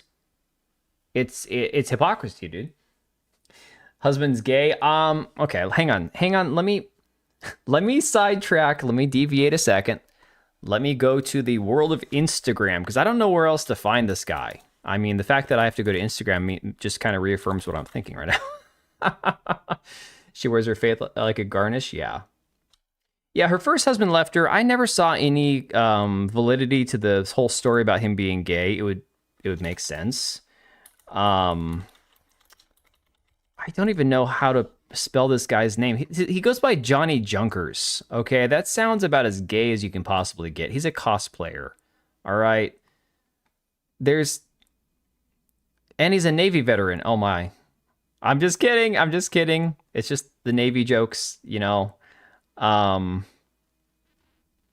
Okay, so here is, I think I found it. Here we go.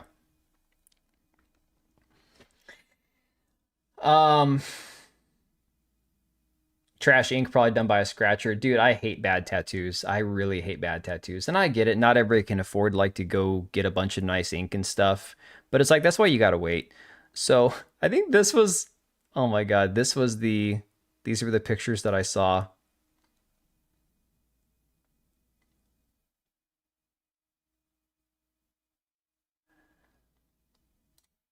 I get that cosplayers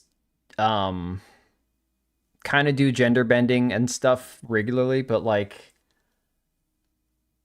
I have neck tats to cover my Louis Vuitton neck tat. Oh, that's awesome.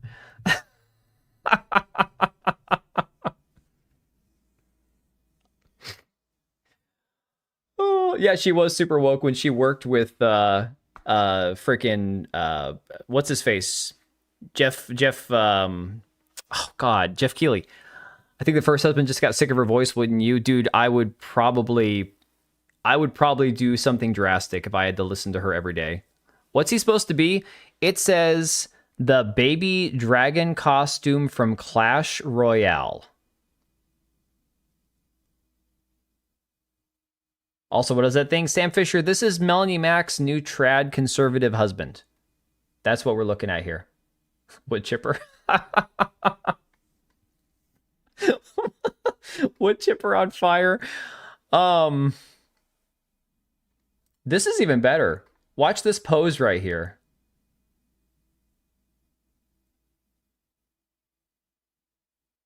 Wait. So that's not him in that image. He's over here on the left. Wait, so the gay dragon and him look almost equally as gay. I'm so confused. Is he not the gay dragon? Let's go back. No, the other guy's the gay dragon. He just engineered the costume.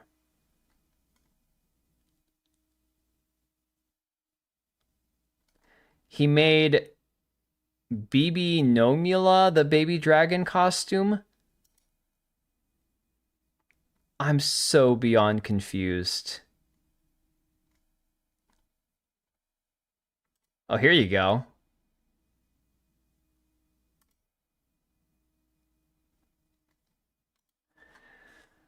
Philippines be like, I'm gonna get banned if you keep this guy up for much longer. I'm sorry, guys.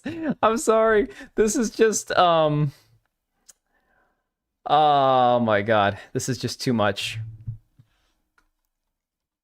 I don't know. Like, I get it. Cosplayers are different. It's like VTubers and stuff. And he's in really good shape. I know that there's a lot of homosexual men who are in very good shape. So maybe that's a sign. I don't know. I don't like to take my shirt off around other guys and take pictures with them. That's not something I do. I also don't take pictures of myself in the gym. I think that's kind of cringe.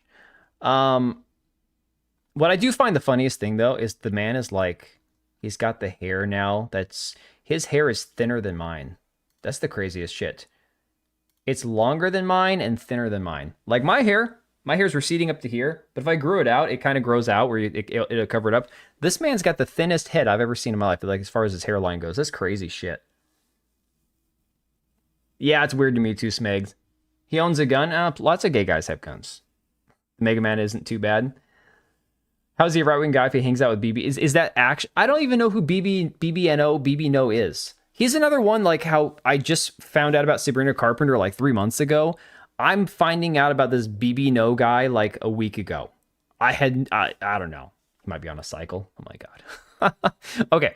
So anyways, that's Melanie Mac's new husband, everybody. So have fun with that one. So this guy here, I was paying attention to like all the things that are trending on Twitter. This guy says my quartering stream got taken down for harassment and cyberbullying. Although the timestamp showed that it was me criticizing Melanie Mac's video. No slurs or anything that broke guidelines, only a warning though, so there is that at least. So apparently people are getting warnings for even covering this stuff. He says, I don't think it was the quartering. If I had to guess, it was one of his supporters, which have had a lot of comments defending him for sure. This guy says, crapping on a channel that gets 200 to 500 times more views than this one was certainly a choice. He's doing something you can't and should probably ask him for help. I love it. People are like, well, the quartering gets more viewers. Okay, so he also probably pays for a lot of botted subscribers. So what? Smeg, I'm right there with you, man.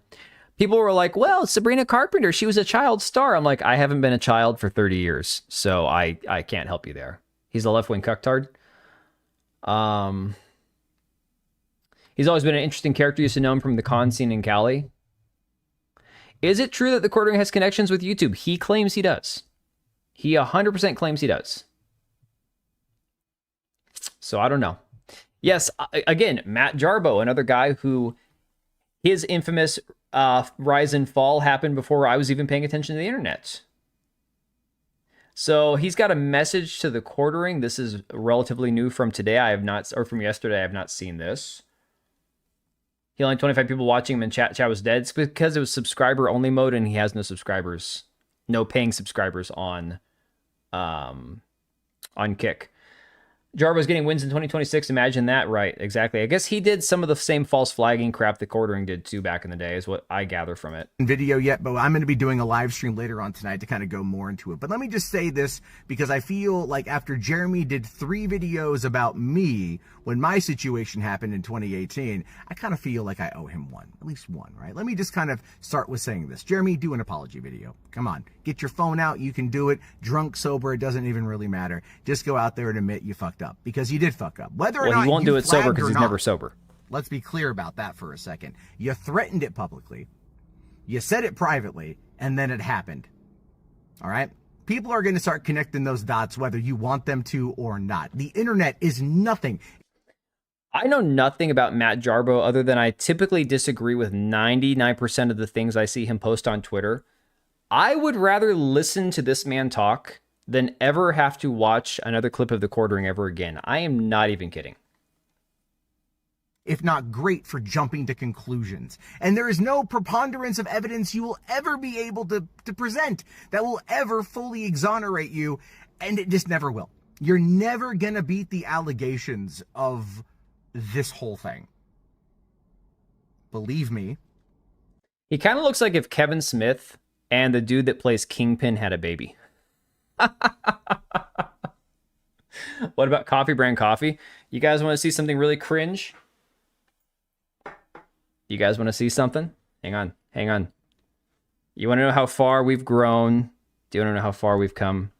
Okay, so once upon a time, I looked at the quartering and was like, oh, this guy seems all right. Oh, he's selling coffee. Okay, I'll give it a try. Oh, cool. I bought some coffee. I got this cool little coin, right? Oh, no, I don't have a mug. Don't have a mug. I have a Founders Edition coin for Coffee Brand Coffee. Yeah. I just bought like $25 in coffee or whatever at one point. It was like 2 different types of coffee. Oh, no, I bought coffee and hot chocolate. Yeah, I wonder if this will be worth any money one day. Yes, Charles, I've actually got those. We'll pull them up in a minute. The coffee, here's the thing about the coffee. Clicking the unsub. Dude. Let me see here. I'm double checking something. Hang on. Let me take a look at the old computer case. Hang on.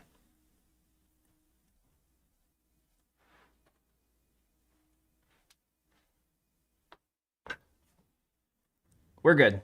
We're good. There's no coffee brand coffee sticker on here. Right?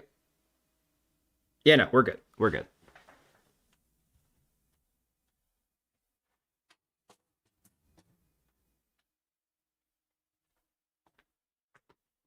I was a little worried about that one for a second. Yeah, you can still be a mod and be unsubbed. I'm sure that's... And a member. I'm sure that totally works. I'm sure 1,000% works. The coffee was fine. It was kind of like how Black Rifle coffee is fine if you want to pay for overpriced coffee. It is what it is, you know? It's just... It's fine.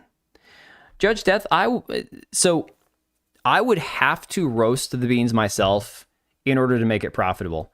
What Jeremy has talked about where he's full of shit about his numbers, I understand why he's not making any money because I've looked into... Because I buy spices and herbs and stuff anyways in bulk for like spice blends that I make at work.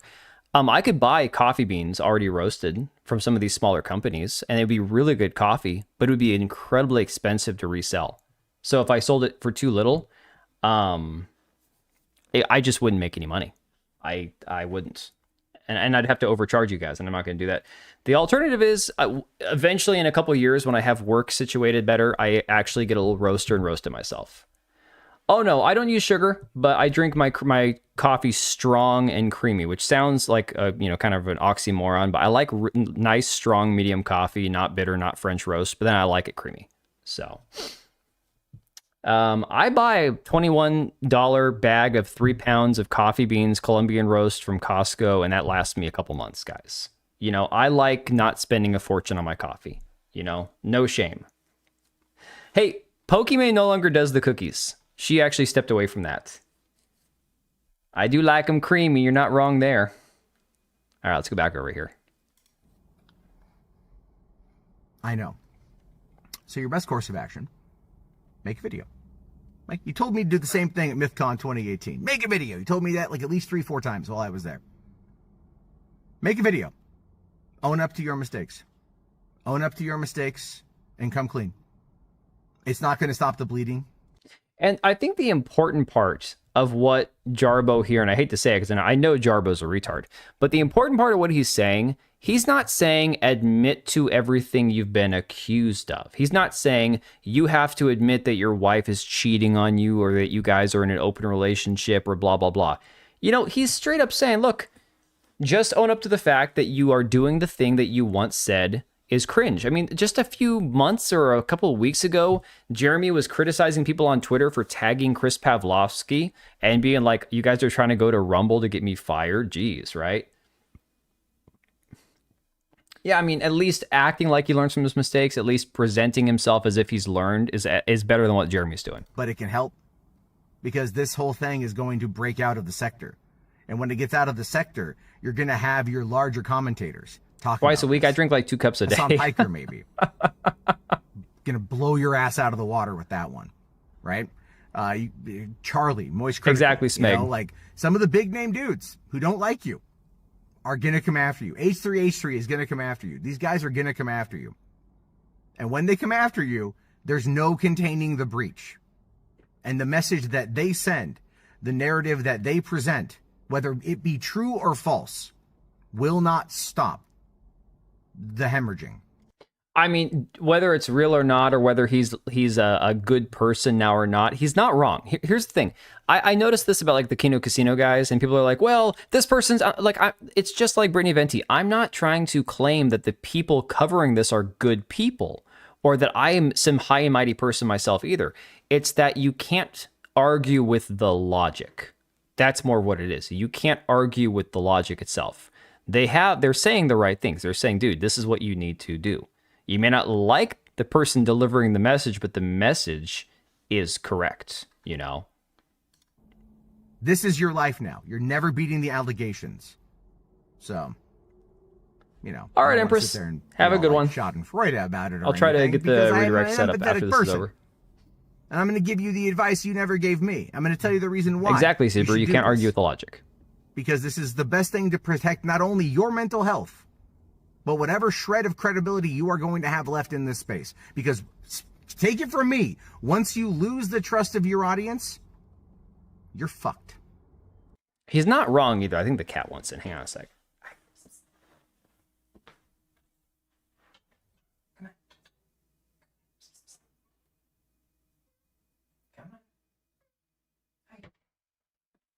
Oh, what's that? What's that? Oh. You're gonna want back out in about 5 seconds, aren't you? Yeah, no, exactly. And that's the thing too, is like the whole credibility side of it. That's all. The only currency he's got is people thinking that he's a trustworthy guy, especially because he does so much of like the news coverage type stuff. Better help code Jeremy. Oh my god.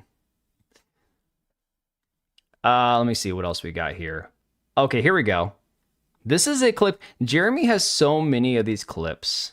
No, this is the little girl, not the big boy. Let me show you. Hang on. This is. Come here. This is the little girl. This is Ivy. She's the small one. Her brother is twice her size. Yeah, but she's a good girl. She's just a pain in the ass. She doesn't like being picked up as much. She has to be in the right mood. She's like the princess, you know? So. I'm surprised the dog hasn't come by in like the last month and a half when I'm streaming. Usually he'd be sitting at the door at some point during a stream. The boy cat and the dog are probably both laying on my bed right now, occupying my space until I go to sleep. Yeah, they both have massive round heads. No, they're fun cats. They're really cool. But yeah, this is the quartering, I think, giving advice to his future self. As I remember listening to part of this clip. Hit the gym, kitty? No. No, she doesn't need to hit the gym. She's a little round cat. She's fine. Let me think. I think I know what this clip is. You're not interested in doing better. You're not interested in changing anything. You're not grooming them, none. Like I bathe them if they need a bath once in a while, like flea bath or whatever if they need it. In general, they shed because they're cats, but they're supposed to be like hypoallergenic. They're British short hairs. They're supposed to have like less hair, but it's still not. They still shed. interested in atoning for the things that you've done on YouTube, and I'm not sure that and I don't know who he's talking to anyone here. even really wants to forgive you. I don't blame them. What you did to other YouTube content creators was, again, breaking the golden rule. I wish you the best in your life. Is it Boogie? I was wondering if it was Boogie. Yeah. Your wife has a son now, or a daughter, I'm told. Good for her and the father and stuff like that, and I appreciate that. But you've got to get off this YouTube thing and just move on. I said this a year ago in one of my videos, I think like 2 years ago. It always sounds like a confession with him. I don't see a redemption arc here because you're unwilling to redeem yourself. You're unwilling to get back to work. You're still obsessing about everybody else. And YouTube is just a fleeting moment. If my channel makes it through this Christmas, it'll be a huge miracle. But dwelling Maybe on Keem will other hire the people quartering, yeah. is a recipe for continued failure, Matt. Focus on yourself. Focus on your wife's child. His face Focus is too on creepy. I'm making sorry. things better off the internet. And I think you'll find. Yeah, I'm pretty sure this was a video he made when Boogie was crashing out a few years ago, like he does. The quartering has done this before. There's an old video. Let me see if I can find another one. There's an old video of him giving advice to somebody else.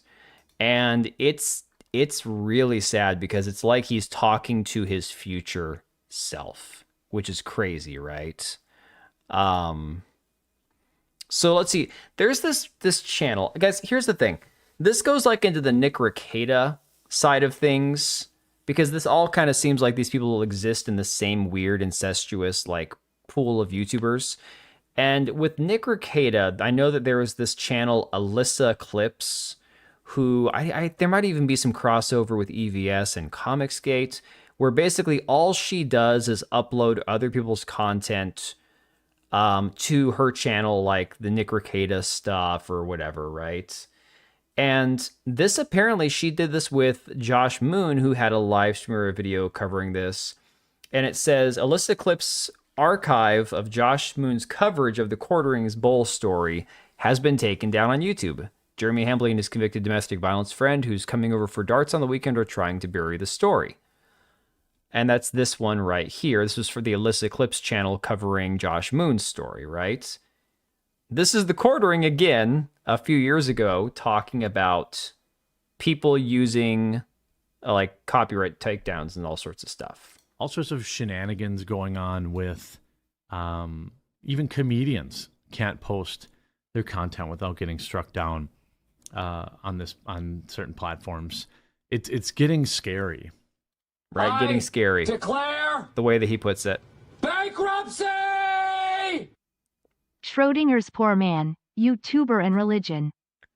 Yeah, either one day Quartering has lots of money, the next day he's got no money. One day his channel's under attack, the next day his channel is doing amazing. It's the way it works, right? Yeah, thanks for the 2, Smeg. Appreciate you, dude. We're getting through this stuff pretty quickly here. There's a few more I want to go over before I call it a night here. This one here, I guess, is another one where RT, again, Review Tech USA, somebody who I don't ever want to watch on a live stream or video, but I guess he was watching one of these videos, reacting to it, and it got taken down. Let me see what this one is. Because he didn't know. So, next, in reply to... Video is unavailable. And this just says video unavailable. I don't know what video he was watching. It says, oh, this is the Alyssa Clips video. Okay, the subject was the Quartering threatens and extorts Kino Casino. Josh Moon's DMs with Jeremy Hambly. Okay, so that was the video getting taken down in real time. Oh, Review Tech just seems like a complete disgusting dude.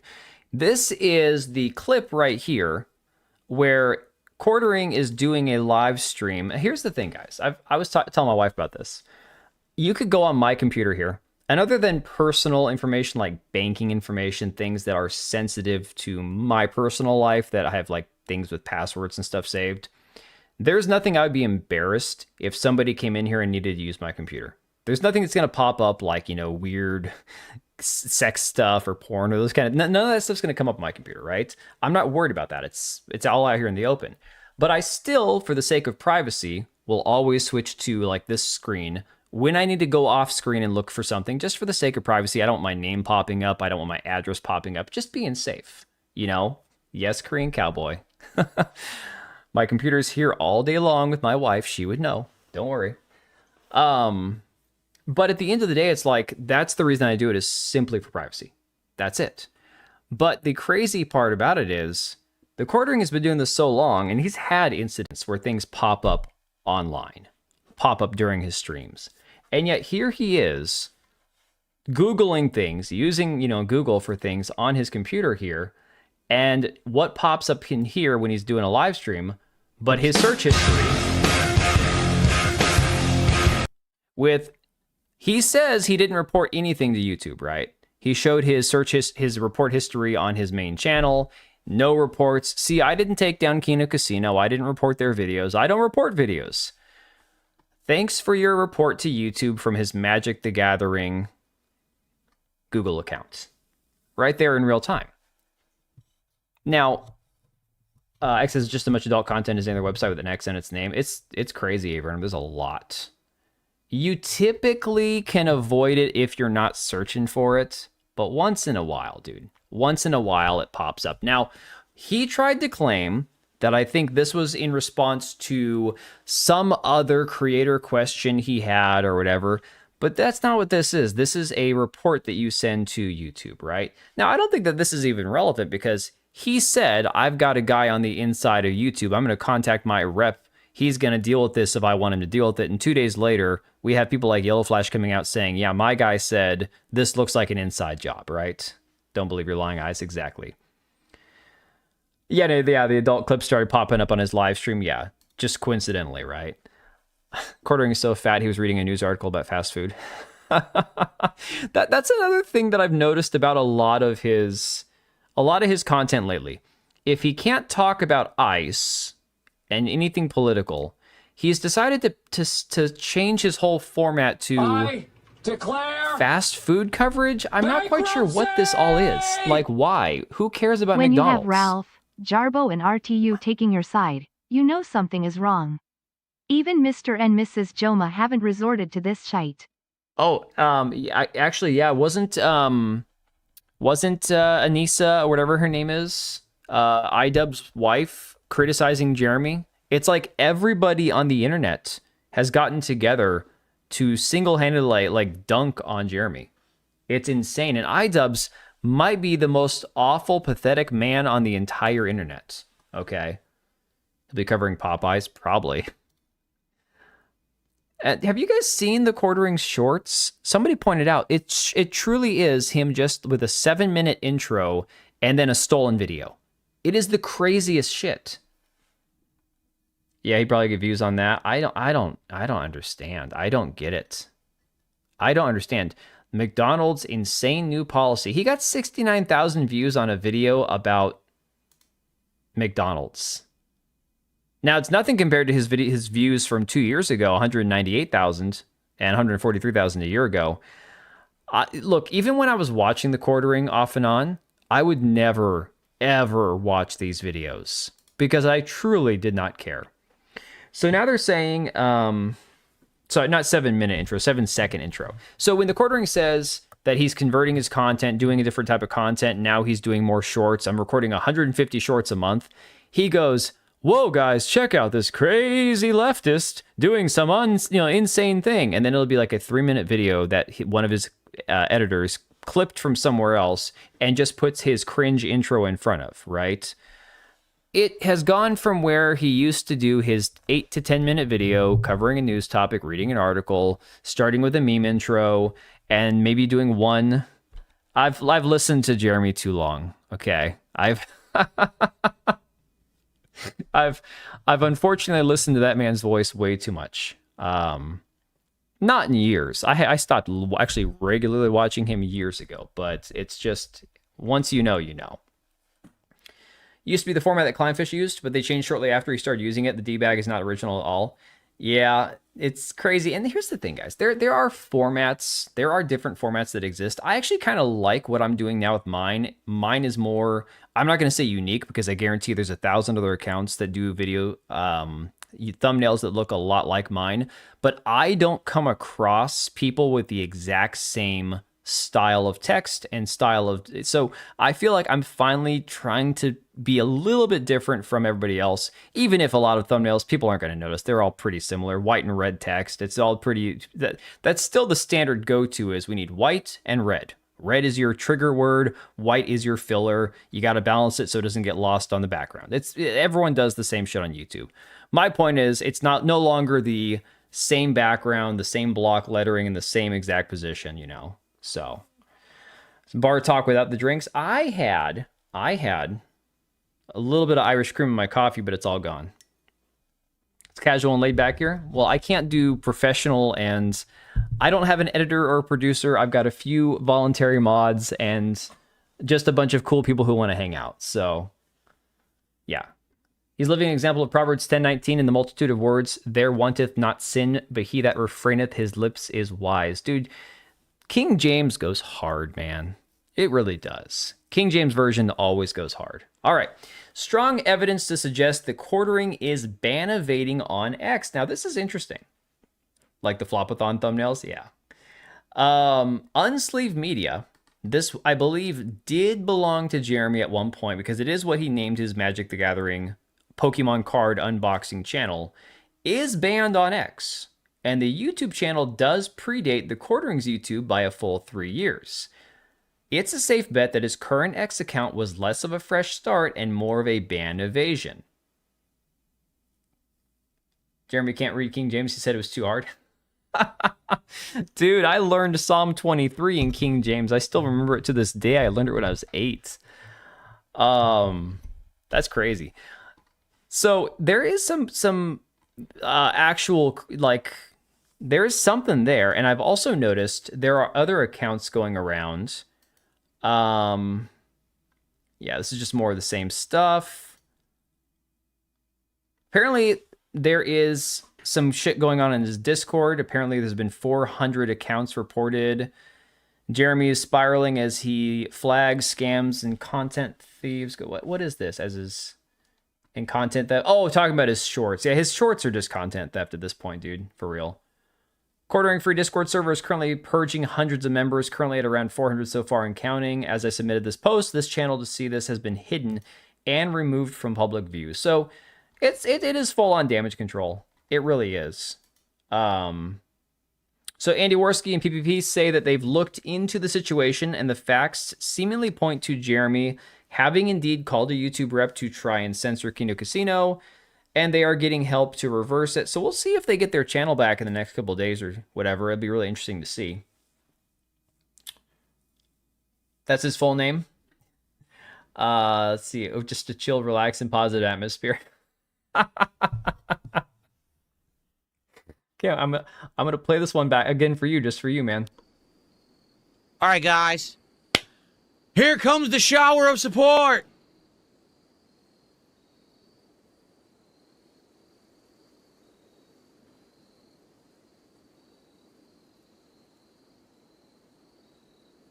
All right, let's continue. Here we go. Okay, folks, welcome back. Do you think that I'm retarded? I'm retarded. I played one clip over the other one. Oh my god. Whew. I'll make myself a Dark Side Phil shirt, but it'll be a Dan, Dark Side Dan or whatever. We'll figure it out. This was an interesting one. This guy, Marcus Pittman, says, a few months ago, I sent an email and applied to be an editor for The Quartering. During the exchange, I told him he needs more than an editor. He needs a trustworthy producer. I've built a successful live podcast studio before, so I know exactly what needed to be done. The producer in charge of the show, the host is the face, but the producer runs the business. And that only works when you've got real trust between the two of you, not business partner trust, actual friendship. The producer's the one finding topics, building out the episode, doing all the prep work so that when the host walks on set, the only thing he has to think about is being entertaining. That's the first problem for Jeremy. I have said this after watching a few of his recent streams, not just the ones where he's getting shit on, because it's really hard to be positive and energetic when you know your entire chat is going to be in there shitting on you. Like, luckily, that doesn't happen here. That one stream that got derailed by the Pod Awful guy, it sucked, but we still had enough of us in here I could kind of tune it out except for, like, the spam in the chat, right? But, like, if he's actually having, like, this miserable time, he's clearly not going to be able to fake it. However, the problem is he's not an interesting, energetic, positive, welcoming, slightly intellectual person to have to listen to. I mean, look at this clip, for example. Where is this one at? Where is this one? No, that's not it. That's not it. We'll get to that one in a second. Okay, somebody posted this. This is a clip from Kino Casino. Jeremy has decided to make this pivot to where all he covers is either politics or I guess fast food now again. I don't know. He said that culture war stuff is cringe. Nobody watches it anymore. He attacked geeks and gamers and nerdrotics, saying the anti-woke stuff is dead. Then he went back on that and started making anti-woke content again. Here he is talking to Hannah Claire, I guess, about where the Strait of Hormuz is. Now look, I couldn't find the Strait of Hormuz on a map. I know where the Middle East is, though, so I could probably be in the right general area. This is embarrassing for somebody who is actually a political commentator, given that he does cover politics quite a bit. You know, the holding pattern was. Mm-hmm. So if we go, He's zooming in to Southeast Asia. Look, he's in Indonesia and Australia, for fuck's sake. Chair! Look at Hannah's see if we face. can find Bro, he's in South America! the Strait of He's Hormuz. in South America! Is it? Now he's No, in not here. I fucking gotta North zoom out more. America. That's the Atlantic Ocean! That's the Atlantic Ocean! You're in the wrong fucking hemisphere, you mongoloid! What is he looking for? What's the thing called? I couldn't. He's looking for Iran. He doesn't. He's not even. Buddy, are you fucking retarded? Declare bankruptcy! What do you mean, not entertaining? Yeah, no. So buy my coffee. When you make fun of those guys, the whole buy my book. For him, it's like, yeah, buy my coffee. I think he needs to lay off the coffee. I think he needs to lay off the weed and the alcohol. Jeremy's admitted to being kind of a pothead, so mix that with alcohol and then Midwest. I don't want to show them. I got my brothers in the Midwest. I don't want to show them the Midwest too bad, but whatever he's got going on, he calls himself a country bumpkin and he lives up to the stereotype. Thanks for the 2, Smeg. Appreciate you, dude. Although I couldn't find you on the map either because I don't know. You live in some weird imaginary place, I believe, that doesn't exist, kind of like Portugal. So yeah, I mean, clearly he needs a producer, right? He needs somebody to keep him on track. I think that is actually a perfect example of what this guy here is talking about. Now, where was that at? No, not Burnell. Not him. Not him. This guy, I think. Yes. The producer can debate the host off camera and help the host craft his positioning and arguments before going live. But most importantly, the producer saves the host from himself. Hannah Claire is not doing that. I think the map is his audience. No. So I don't know if the map's his audience, but he's covering the whole Iran conflict, trying to talk about the Strait of Hormuz, and he can't even find it on there. I think Ricada gave him his share as well. All right, so, but again, it goes to the point of what this guy's saying is the man has no guidance. He has nobody keeping him. Oh, they were going over shipping routes. That would make a lot more sense, right? Like I said, I'm not even caring what's on the map. It's the fact that he's going over this entire map. He's covering hard political news, and he's not even sure of where he's talking about. It's embarrassing. So he said, most importantly, the producer saves the host from himself. Thankfully, I rejected his ask to take all the risk and work for free and share in ad revenue. Especially in light of recent events, getting drunk on stream and acting inappropriately with women who aren't his wife and are technically his employees. So basically, when he offered to work with the quartering, his claim is the quartering was like, well, I can't pay you, but I can give you a share of ad revenue. Can't find the straight, yeah. Without a producer, no one is there to kill the stream. Nobody's sending him notes saying you're hurting the show right now. He doesn't have a single person in his life who can sit him down and say this isn't helping. I mean, Hannah has tried. But she doesn't have any control over him. He has no one to assist him in show pacing and filling dead air, of which he has much. Like, I have less dead air on my streams than the quartering. And there's no excuse. Like, there is straight up no excuse for that at all. Good producer has skin in the game. If the show dies, so does the producer's income stream. Same with the host. They're both invested. They both lose if the show blows up. That's what keeps the whole thing honest. The quartering needs a live producer, somebody who's going to keep him on track. I think a lot of streamers do.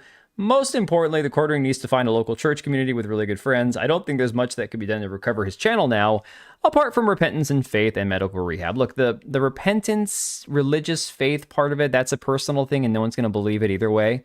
So whether he finds that himself or not is irrelevant. He just needs to apologize. The quartering's way too old for that. I don't know. The public education system's been around for a while. So I mean, that's the reality. It says, there it is. Kino Casino hit number 12, hyped on YouTube and smashed the 1 million point mark.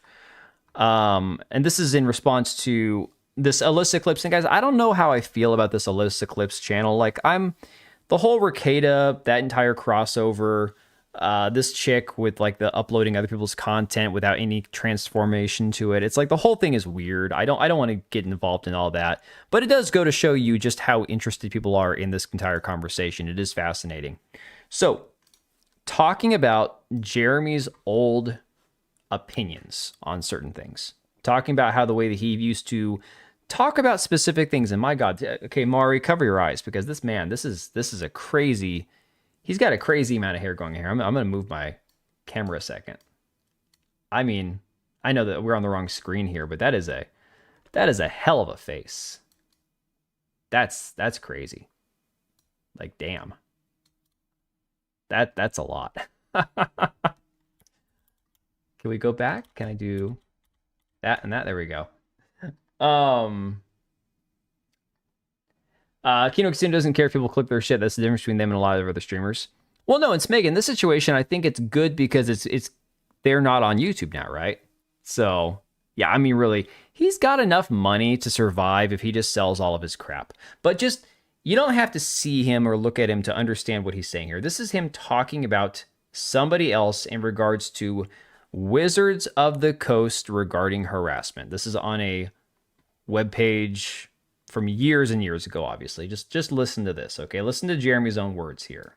Sorry, I'm going to adjust the volume. I have no idea how loud it is. Spent much time thinking about how to best handle the issues with harassment and cyberbullying in Magic. My wife has long been a victim of these actions. No evidence of that, of course. His wife is a nobody. No one would know who she is if she wasn't married to him. And so I find that extraordinarily hard to believe. Do you see, like, do you hear the actual hypocrisy in there? Everything that he has said in the past applies to him now. And that's the most, I would say that for him, that's got to be the scariest thing. Like, that has to be the scariest thing. Wasn't this after he got kicked out from the Magic Gathering events or something along those lines? So I don't know what truly happened, but he got kicked out of those gatherings, the Magic the Gatherings events, allegedly, as I understand, for harassing a cosplayer. Now, two sides to every story. What actually happened? I wasn't there.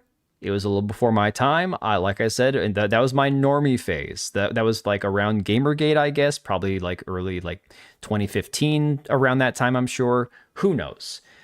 But when you start to like put two and two together and you start to realize this man's kind of creepy. He says a lot of weird shit. He's always drunk. He always overshares. He has this weird vibe like he always, again, it's always women. He always employs women. It's never men. The only man he's had working for him recently left his show. It's more believable that it did happen. I mean, that's no and no go at those. What are we talking about? The allegations? I don't know. Because like I said, I wasn't there. So I have no idea. Hey, Piranha, what are you doing up? Are we still the same time zone? I can't remember what time it is in Arizona. Maybe the cosplayer was telling the truth. I don't know. I have no idea. Like I said, I wasn't there. But what I do hear coming from him is the same shit that he's claiming he's suffering from, or his wife is suffering from, with no receipts. And he, years ago, wanted to basically take the wind out of the sails of any argument that somebody else's wife could possibly be harassed, right? He's a male feminist. Yeah. 2 + 2 does equal 5, does it? Is that new math? Here's one that I find interesting. Now, talking about like these old accounts, people have found one that says that's Heather Hambley, which they think is his wife, right? Like his wife's old account. It's from around 2018, the same as this account here. Core math. This is a post from September 11th, 2018. And there's only like a handful of posts on this account. I think that this is likely never been a real account associated with the quartering. It links to a YouTube channel. I'm not going to click the link because I just don't want to know. But it is an old account that's the quartering _. Not verified. Hasn't been posted on since 2018. Let me refresh because Brave Browser doesn't like going to the replies in any of these things. So last reply, it looks like, was 2018, where it says, "My other Twitter accounts have been hacked. Please report it and follow me here until I reclaim ownership of the handles. This account will be used for all future communication." Probably an imposter, but who knows exactly. September 11th, 2018, this post here, "My wife's boyfriend made me really understand my place in this relationship last night." Now, the one that's the Heather Hambley account that people have found, which would be his wife, I guess. What? Is it bedtime? Okay, just one sec. I'm getting the look. She comes to the door staring. What time is it? Oh, it's bedtime. All right, you in trouble? Yeah, the wife's boyfriend's at the door. Good night then. Let me wrap up what I'm doing here. So other than like the fact that it says the quartering and it has this weird tweet about the wife's boyfriend, I don't understand like if anybody actually thinks this is real or not. See who wears the pants. Well, to be fair, it is almost 1 o'clock in the morning. It's late early. Let me see. Do I have a buzzer around here? I got a remote, but it's not like Hassan's little clicker. That's just for the light. So I don't know if this is actually a real account or not. But when it comes down to it, there's another account out there floating around, like I said, that is supposedly her old account. I don't know. It also hasn't been posted on in 2018, and I'm not going to bring it up here for obvious reasons. And it has some very strange allegations, like he likes certain types of... you got a bedtime? Oh, no, it's not a matter of a bedtime. It's called... we have 3 kids and I do have to get up for work in the morning. And if I don't go to sleep, she can't fall asleep, and she's a homeschool mom and self-employed and is home with the kids all day. So it's more of that dual partnership thing. To get called out by Jarbo is hilarious. Yeah, I know. It's crazy. Honestly, if we had a better setup where I wouldn't wake her up when I came to bed, it wouldn't be as big of a deal. 30 minutes till... I can't do 3 a.m., guys. You're insane. No way. Oh, no, Avernum, that's not happening. That's not happening. You know, there are nights where I've told her, I'm like, hey, if it's going to be easier, I could just crash on the couch. But all my stuff is in the bedroom. Yeah, Matt Jarbo looked into this and said, I decided to take a look at the Quartering's YouTube channel, and yes, he's absolutely deleting any and all comments about flagging. So again, it's just more of the same thing, more of the doubling down. You don't have to, like I said, he doesn't have to say, yes, I did all these things people are accusing me of. It's just the reality that he's acting the same way that he's spoken out against in the past. 340 in New York City. Oof. Oh yeah, Piranha, you get it. You get it. Melanie Mac has been doing some spring cleaning on her Melanie Mac Go Boom channel, it seems. Wow. I'm confused though. The subscribers are going up. Oh, videos. Oh shit. Is she deleting videos? Why would she do that? Quartering gained 10,000 subs in one day after all this.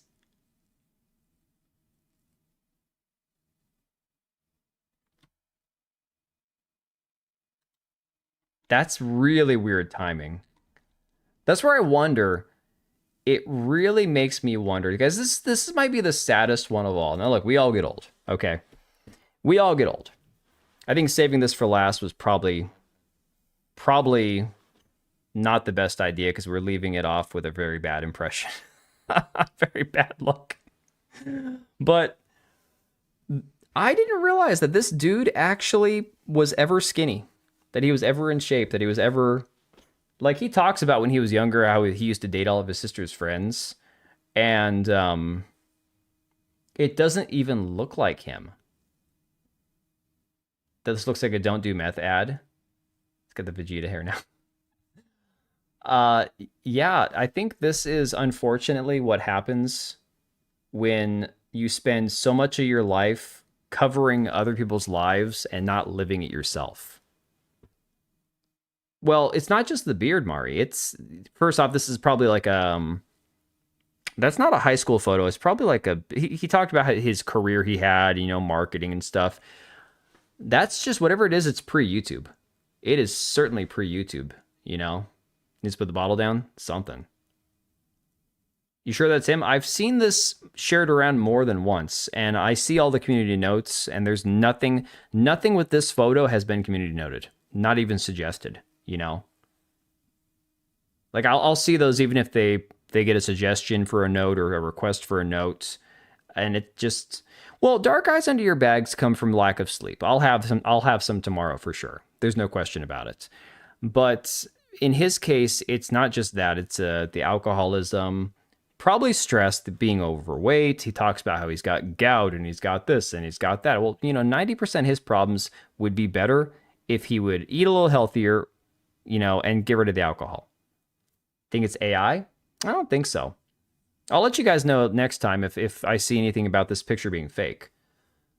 But whatever happened to him in his life that made him basically... I mean, guys, look at it the way that he is now, right? Anybody who makes content on YouTube, dark eyes under your bags, you know, I am exhausted. I am very tired.